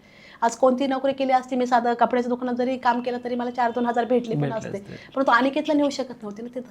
मला असं काहीच करायचं नाही जिथं अनिकेत माझ्याबरोबर नव्हतं. त्यामुळे मी हे क्षेत्र निवडलं स्पेशल D.Ed. तर मी जिथे जॉबला मला भेटलं शिवण्याला संस्था, तिथे मी अनिकेतला 42, तिथेही 42-44 मुलं होते. ते देशमुख सर म्हणून त्यांची संस्था नॉन ग्रँटेबलच होती. मी तिथे अनिकेतला घेऊन तिथेच राहिले. सुरुवातीला शिक्षक, नंतर त्यांनी माझं काम करून प्रिन्सिपल म्हणून मी तिथे काम केलं 2017 पर्यंत. पण तिथं वयवर्ष 18 पर्यंतच मुलं घ्यायची. 18 नंतर त्यांची सोय नव्हती. 18 नंतर मग जे पालकांची मुलं 18चे झाले ते पालक म्हणायचे, मॅडम आता आम्ही थकलोय, आता काय ह्या मुलांचं. आणि मलाही पण कुठेतरी वाटायचं नाही 18 नंतर या मुलांची कुठेतरी सोय व्हायला हवी. कारण की जसे 18 नंतर नॉर्मल मुलं स्वतःचं आयुष्य निवडू शकतात, तेवढं नॉलेज त्यांना प्रॉब्लेम वाढले 18 नंतर ह्या मुलांची वय वाढलं म्हटल्यानंतर. मग तिथे कुठेतरी वाटलं नाही अशी संस्था असं काहीतरी करायचं की जे शेवटपर्यंत मुलांना सांभाळता येईल. आणि म्हणून तिथूनच 2017ला मी जॉब सोडला आणि 18ला अनिकेतची स्थापना झाली 6000मध्ये आपल्या धर्मादायमध्ये. तिथून मग ती सुरुवात झाली. आपलं खाली खूप चांगलं कोणी नाव नाही माझ्या लक्षात आता, शिवण्याला तिथंच मला एक जणांनी फ्लॅट दिला भाड्याने 5व्या मजल्यावर. तिथे मी जे अनाथ मुलं मी घेतले होते साई सेवामध्ये, त्या अनाथ मुलांना घेऊन ती संस्था चालू केली. 7च मुलं होते अनाथ. त्या मुलांना घेऊन संस्था चालू केली, अनिकेतची स्थापना केली. तिथून सुरुवात झाली. आणि मग भोगावला जी जागा भेटली आम्हाला भाड्याची, जी रोड टच होती, तिथे पत्रा शेड मारलं. तिथे 26,000 रुपये भाडं होतं. पण ती जागा तिथे 7 मुलांपासून सुरुवात. आज 61 मुलं आहेत आणि आज वेटिंग पण भरपूर आहेत. अजून खूप काही करायचं काम आहे, काम बोलताय. त्यामुळे इथपर्यंत यायला लागलं. पण तिथपर्यंत यायला कोणी पत्रे, कोणी काय, कोणी ते सगळं लोकांच्या मदतीवर आहे. मदत पूर्ण लोकांची. मग मी फक्त काम करते, बाकी करणारे सगळं लोकांची मदत. आणि लोकांना म्हणजे लोक स्वइच्छेने देतात किंवा आपण जरी मदत तेवढं घेताना त्यांना सांगावं लागतं, म्हणजे तेवढं समजून सांगावं लागतं. लोक डायरेक्टली कुणी देत नाही. आज व्यवसाय पण खूप झाला या क्षेत्रामध्ये, सगळ्या क्षेत्रामध्ये व्यवसाय झाला. त्यांचाही पण शेवटी कष्टाचं असतं, कुठे द्यावं कुठं नाही त्यांनाही समजते. त्यामुळे ते प्रत्यक्ष पाहिलं किंवा आपली तिथपर्यंत त्यांना आतून सांगणं किंवा आपण आता एकदा दिलंय आणि दुसऱ्यांदा तर त्यांना ते दिसतं हे योग्य आहे. आज आपला 2 रुपयाचा, आज मी 2018ला संस्था चालू करते, 2023ला जर तुम्हाला बिल्डिंग दिसते 2.25 कोटीची, तर तुमचे 2 रुपये नक्कीच तिथं लागलेले असणार. यात काही शंका नाही. तुमचे जर 5-6 वर्षात जर ती बिल्डिंग उभी राहते एवढी, तर तुमच्या 2 रुपयाचा नक्कीच उपयोग झालेला आहे. हे तुम्ही समजून घेताय आणि तुम्ही परत आजही मदत करताय की नाही, पुढं आम्ही उभे आहे तुमच्या बरोबर. असे लोक आपले कष्टाचे पैसे सत्कारने लागले. आज प्रत्येक जण बिल्डिंग मध्ये पाऊल ठेवताना म्हणतो नाही मॅडम काहीतरी चांगलं घडलं याच्यात. त्यामुळे त्यांचं ते एक समाधान आहे आपलं. आणि आपण प्रामाणिक असलं ते एक पुरावा आहे की चला आता अजून पुढे काहीतरी करू शकतो आणि आपले लोक हे सगळे आपल्या बरोबर नक्कीच उभे राहतील. तो एक कवी शायर म्हणतो असं की लोकांना हे सगळं जे दिसतंय ह्याच्या मागचं कष्ट नाही दिसत आहे. तो म्हणतो की ये फूल मुझे कुछ विरासत में नहीं मिले है, लोगों ने मेरा काटो भरा बिस्तर नहीं देखा. बिलकुल सही. मदत जेव्हा मागतो ना आपण, तर मदत मागताना आता मी समजा कोणाला तरी 2 रुपये मागतोय किंवा एखादी वस्तू मागतो, तर मला कमीपणा वागतो, माझा इगो मला अलाव करत नाही. तुम्हाला असं थोडंसं अवघडल्यासारखं वाटत नाही? आजही मला हे वाटतं, जर मी कुठेतरी मोठा जॉब केला असता आणि मग संस्था जर चालू केली असती आणि आपल्या कष्टाच्या पैशातून चालली असती, तर त्याचं जास्त मोठं समाधान वाटलं असतं. परंतु नंतर मनात येतं की नाही, मग मी हे जे मी आज मुलांना देते ते मी देऊ शकले नसते, यातलं काहीच देऊ शकले नसते मुलांना. आज आपण जरी मागतोय तर ते आपण आपल्यासाठी नाही मागत, ते त्याच्यामध्ये काहीतरी कारण आहे. आपले लेकरं आहेत, आपले मुलं आहेत, एवढे सगळे, आणि ते समोरच्याला पण दिसतं. त्यामुळं आता नाही वाटत काही, म्हणजे जे गरजेचं आहे तेच मागतोय आपण, समोरच्याला मागतोय.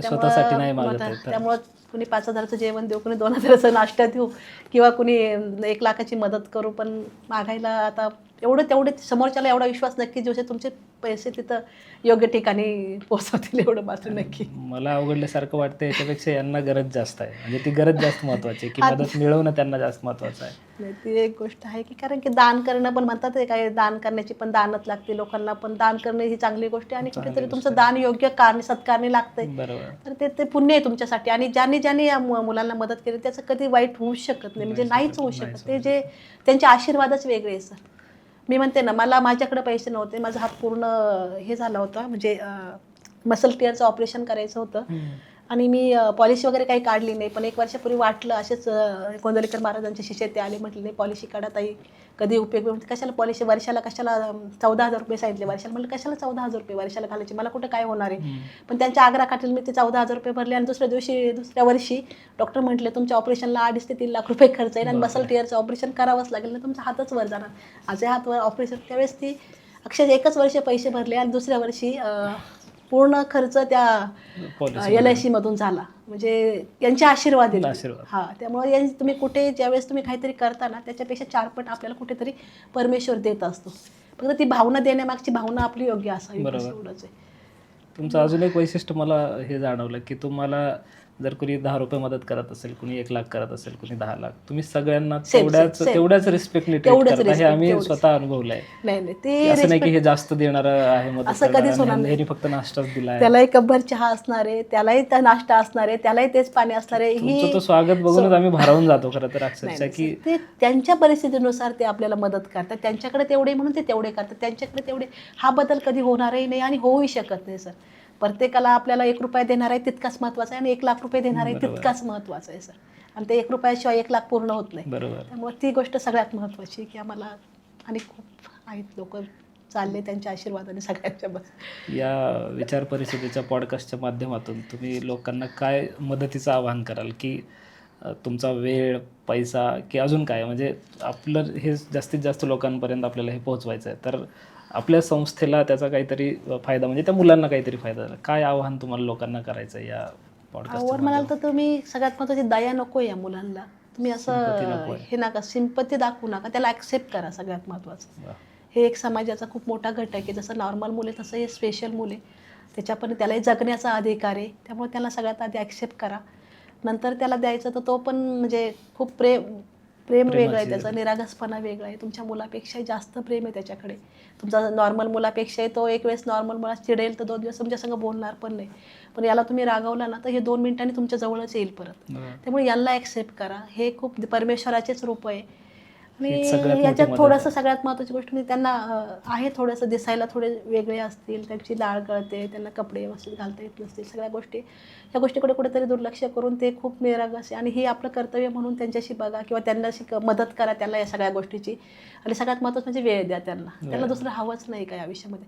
पैशाची मदत लागणारी सर, संस्था चालवायची म्हणजे सोपी नाही. संस्था आज चालते तर ती फक्त जरी तुम्ही किराणा दिला किंवा तुम्ही भाजीपाला दिलाय, परंतु उद्या 4 लोक तिथे काम करतात, त्यांचं पेमेंटही देणं तितकंच महत्त्वाचं आहे. त्यामुळे पैशाशिवाय तर संस्था चालू शकत नाही. पैसे देणारे पण वेगळे लोक आहे की ज्यांच्याकडे वेळ नाही ते पैसा देतील, पण ज्यांच्याकडे वेळ आहे त्यांनी वेळ द्या. सगळ्यात महत्त्वाचं तुमच्याकडे मग सांगितल्याप्रमाणे तुमच्याकडे काहीतरी, प्रत्येकाकडे काहीतरी गुण आहेत, ते गुण तुम्ही तिथे महिन्यातून 1 तास द्या, 2 तास द्या, महिन्यातून 2 तास येऊन द्या. आणि सगळ्यात महत्त्वाचं म्हणजे तुम्ही ह्या मुलांचं थोडी जरी मदत केली ना, आज फक्त 61 मुलं आहेत माझ्याकडे, मला अशी जर हात भेटले ना सर तर खरंच म्हणजे अजून कुणाला नाही खूप सेवा करता येईल. आणि जे नाही म्हणायला जीवावर येतंय ना ती गोष्ट माझ्या होणार नाही की आता असं, कारण कसं होतं सर, वाईट वाटत असेल, वाईट वाटतं. आणि जे मुलाला टॉयलेट ट्रेनिंग आहे किंवा स्वतः करतं त्या मुलाला आपण पटकन घेऊ शकतोय, परंतु ज्या मुलाला जागेवर आहे आज ते मुलं काहीच करू शकत नाही, तर त्या मुलाला देताना आम्हाला आमच्याकडे रूम्स पाहिजे सगळ्यात महत्त्वाचं. कारण की तुम्ही आमचे एवढे मुलं एकत्र हॉलमध्ये झोपताय आणि एक मुलगा जर जागेवर आहे तो सिसू तिथेच करतोय सगळ्या, तर बाकीचे मुलं पूर्ण डिस्टर्ब होणार आहे. सगळ्या मुलांचा विचार करूनच पुढे जावं लागतं.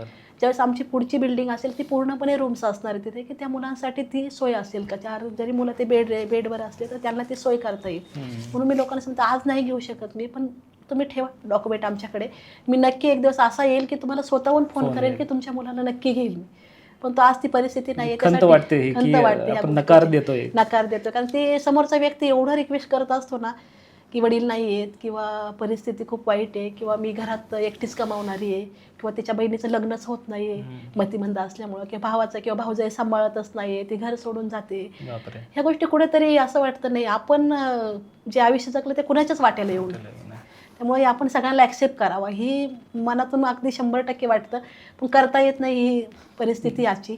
पण नक्कीच पुढच्या दृष्टीने हा विचार नक्की होणार आहे की ह्या मुलांना आपण ॲक्सेप्ट करून चांगली अनिकेत सारख्या अनेक मुलांचं आपण पूर्णपणे सोय करू तिथे. पण त्यामध्ये समाजाचा सगळ्यात मोठा वाटा महत्त्वाचा आहे आणि तो समाजाने दिला तरच ही गोष्ट शक्य आहे. समाज खूप कधी असं वाटलं नाही का हे खूप झालं आता बस, माझी पर्सनल लाईफच नाही आहे, काहीच नाही, सगळं सोडून द्यावं आणि कुठंतरी निघून जावं, एक छान लाईफ जगावी, काय रोजची उठून तीच त्या लाईफचा विचार करवतच नाही, नकोच आहे ती लाईफ, पण नको आहे सगळ्यात महत्त्वाची. पर्सनल लाईफ पण नको आहे, पर्सनल आयुष्य पण नको आहे. सगळ्यात महत्त्वाची गोष्ट आहे आपले लेकरं सगळ्यात महत्त्वाचं आहे. त्यांना आपल्याला आपण जर त्यांचे घेतलं आहे त्यांना, म्हणजे आपण त्यांना जर ॲक्सेप्ट केलं तर जिम्मेदारी पण आपलीच आहे ना. त्यामुळे ती निभावायची म्हटल्यावर या गोष्टीचा विचार न करणं सगळ्यात जास्त महत्त्वाचं आहे.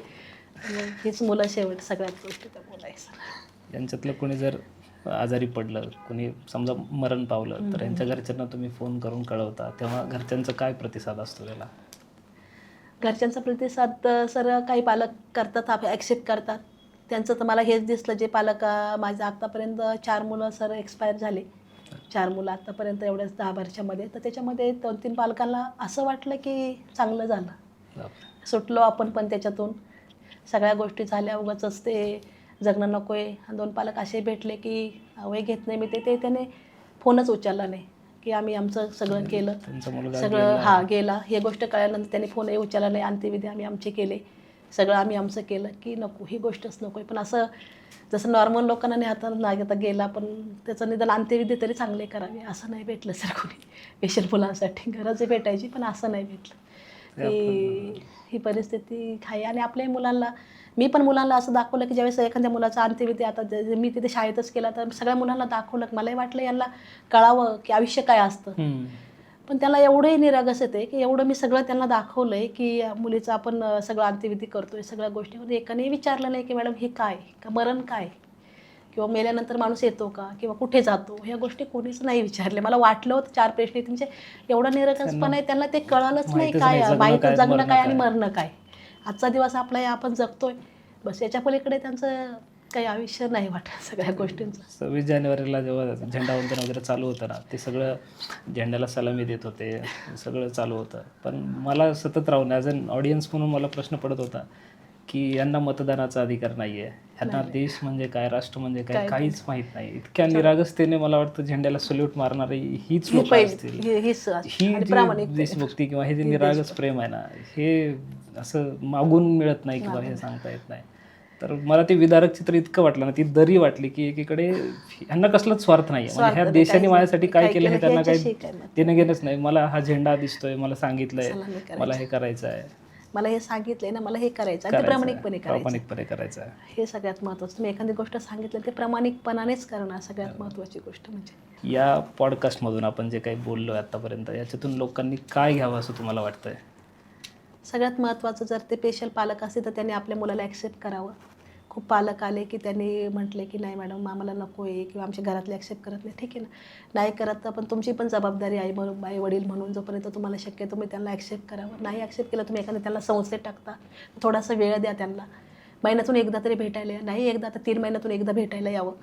ज्यांचे पालक आहेत त्यांनी हे भेटायला यावं, सगळ्यात महत्त्वाचं. आणि समाजाचे जे स्पेशल मुलांचे आईवडील नाही, त्यांनी कुठेतरी समाजाने आपल्याला खूप काय दिलं आहे, खूप म्हणजे तुम्हाला शिक्षण दिलं आहे, तुम्हाला नोकरी दिली, तुम्ही आज 2 पैसे कमावतो, ते तुम्हाला समाजाने दिलं आहे ना. मग तुमचंही समाजाप्रती काहीतरी कर्तव्य असावं. ऋणी आहात ना तुम्ही समाजाचे, मग तुम्ही समाजासाठी काहीतरी करा. समाजासाठी काहीतरी करा म्हणजे मग तुम्ही ह्या मुलांना खरंच, हे जर नाही स्वतःच्या पायावर उभे राहू शकत, हे नाही स्वतःचं आयुष्य जगू शकत, कोणीतरी करते तर तुम्ही त्याला साथ द्या. सगळ्यात महत्त्वाचं, तुम्ही तुमची थोडीशी साथ, तुमचं थोडंसं वेळ, तुमचं थोडेसे 2 रुपये खूप पुढे घेऊन जाणार आहे ह्या सगळ्या गोष्टींना. कारण की समाजात खूप लोक आहे आणि त्यातून तुमचे असं लई खूप मुळावं अशी अपेक्षा कधीच नाही. पण तुमच्या थोड्याशा वेळेतून, थोड्याशा पैशातून खूप मुलांचं आयुष्य बदलू शकतं, सगळ्यात महत्त्वाचं. आणि त्याला एक हक्काचं घर मिळू शकतं, हक्काची जागा मिळू शकते, आणि त्यांचा स्वातंत्र्यपणे ते जगू शकतात. नॉर्मल मुलं यांना ॲक्सेप्ट करत नाही. तुम्ही कितीही घरात नॉर्मल मुलगा असू द्या, नॉर्मलमध्ये मुलं ठेवा. मी बघते आज भाऊ बहीण, एक नॉर्मल आहे, एक पेशल आहे, नाही होत ॲक्सेप्ट. तो तिथे कुठेतरी हे होतं. आणि असेच पालक जास्त येतात की माझा तो मुलगा नॉर्मल आहे, त्याच्या मनावर परिणाम होतो याच्यामुळं, मग याला ठेवून घ्या, आमच्याकडे पैसे आहेत पण याला ठेवून घ्या. नॉर्मल आहे तेव्हा माझा मुलगा, हा तो माझा आहे, मी त्याला लाख रुपये फी भरेन, माझ्या वर्षाला 2 लाख रुपये भरेन, त्याला शिकवल, मोठं करेल, पण याला ठेवून घ्या. त्यामुळं शोकांतिक आहे. तुम्ही जरी त्याला ठेवताय, ठीक आहे तुमचा प्रॉब्लेम आहे, पण त्यालाही वेळ द्या, त्यालाही थोडं त्याचाही आयुष्य आहे. त्यामुळं आणि स्वतःच्या घरचे स्वीकारू शकत नाही तर समाजाकडून काय अपेक्षा करणार. त्यामुळे पालकांच्या आणि समाजाने करावं मला असं वाटतं. ताई, तुम्ही संस्थेच्या माध्यमातून अनेक खेळ वगैरे मुलांचे घेत असता, मुलं अनेक खेळांमध्ये भाग वगैरे घेत असतात, बाहेर पण जातात, बरेच बक्षिसं आम्ही बघितले तिथे, ट्रॉफीज वगैरे. तर कशी तयारी करून घेता आणि काय काय बक्षिसं मिळवलीत मुलांनी आतापर्यंत?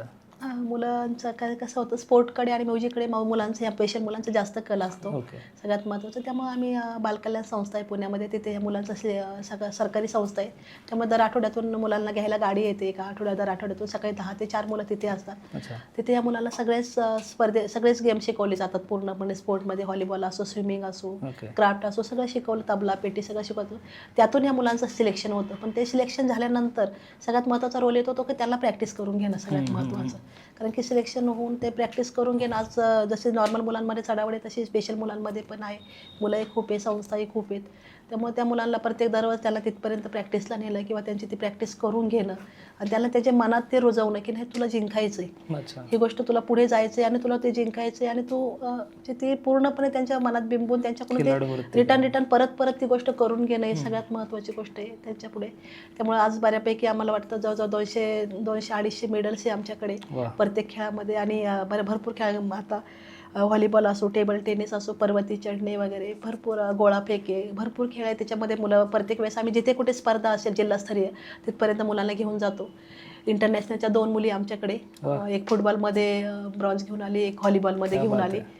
त्यापैकी एक अनाथ आहे, एक वन पॅरेंट आहे, अशा या 2 मुली. आणि नॅशनललाही खेळणारा सुनील बाबर म्हणून मुलगा आहे, तो खूप ॲक्टिव्ह आहे. वा. तो पण खूप प्रयत्न करतो. त्याचं इंटरनॅशनलसाठी एकदा तरी सिलेक्शन होईल याची मला खात्री आहे, कारण त्याचे जे प्रयत्न आहे त्याला सांगितलेल्या गोष्टी तो ऐकतो. सगळ्यात मला बॉर्डर लाईनचा मुलगा आहे, त्यामुळे तो करण्यास नक्कीच प्रयत्न करतो. त्यामुळे स्पोर्टमधून हे मुलं बऱ्यापैकी पुढे जाऊ शकतात आणि संधी एकदाच भेटते ह्या मुलांना पण, त्यामुळे तेवढं देण्याचा प्रयत्न करतो. आपली 2 मुली इंटरनॅशनल खेळून आलात हे एक मोठं समाधान आहे आमच्यासाठी. वा.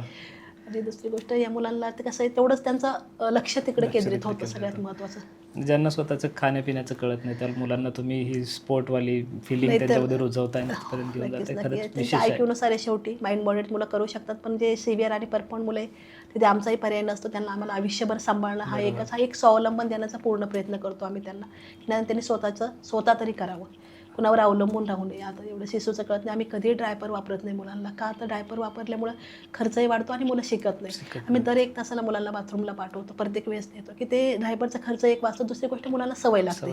आपण किती दिवस पुरणार आहे, बरोबर. आपल्यानंतर या मुलांची कुठेतरी सोय व्हावी, हा सगळ्यात महत्त्वाची गोष्ट असते.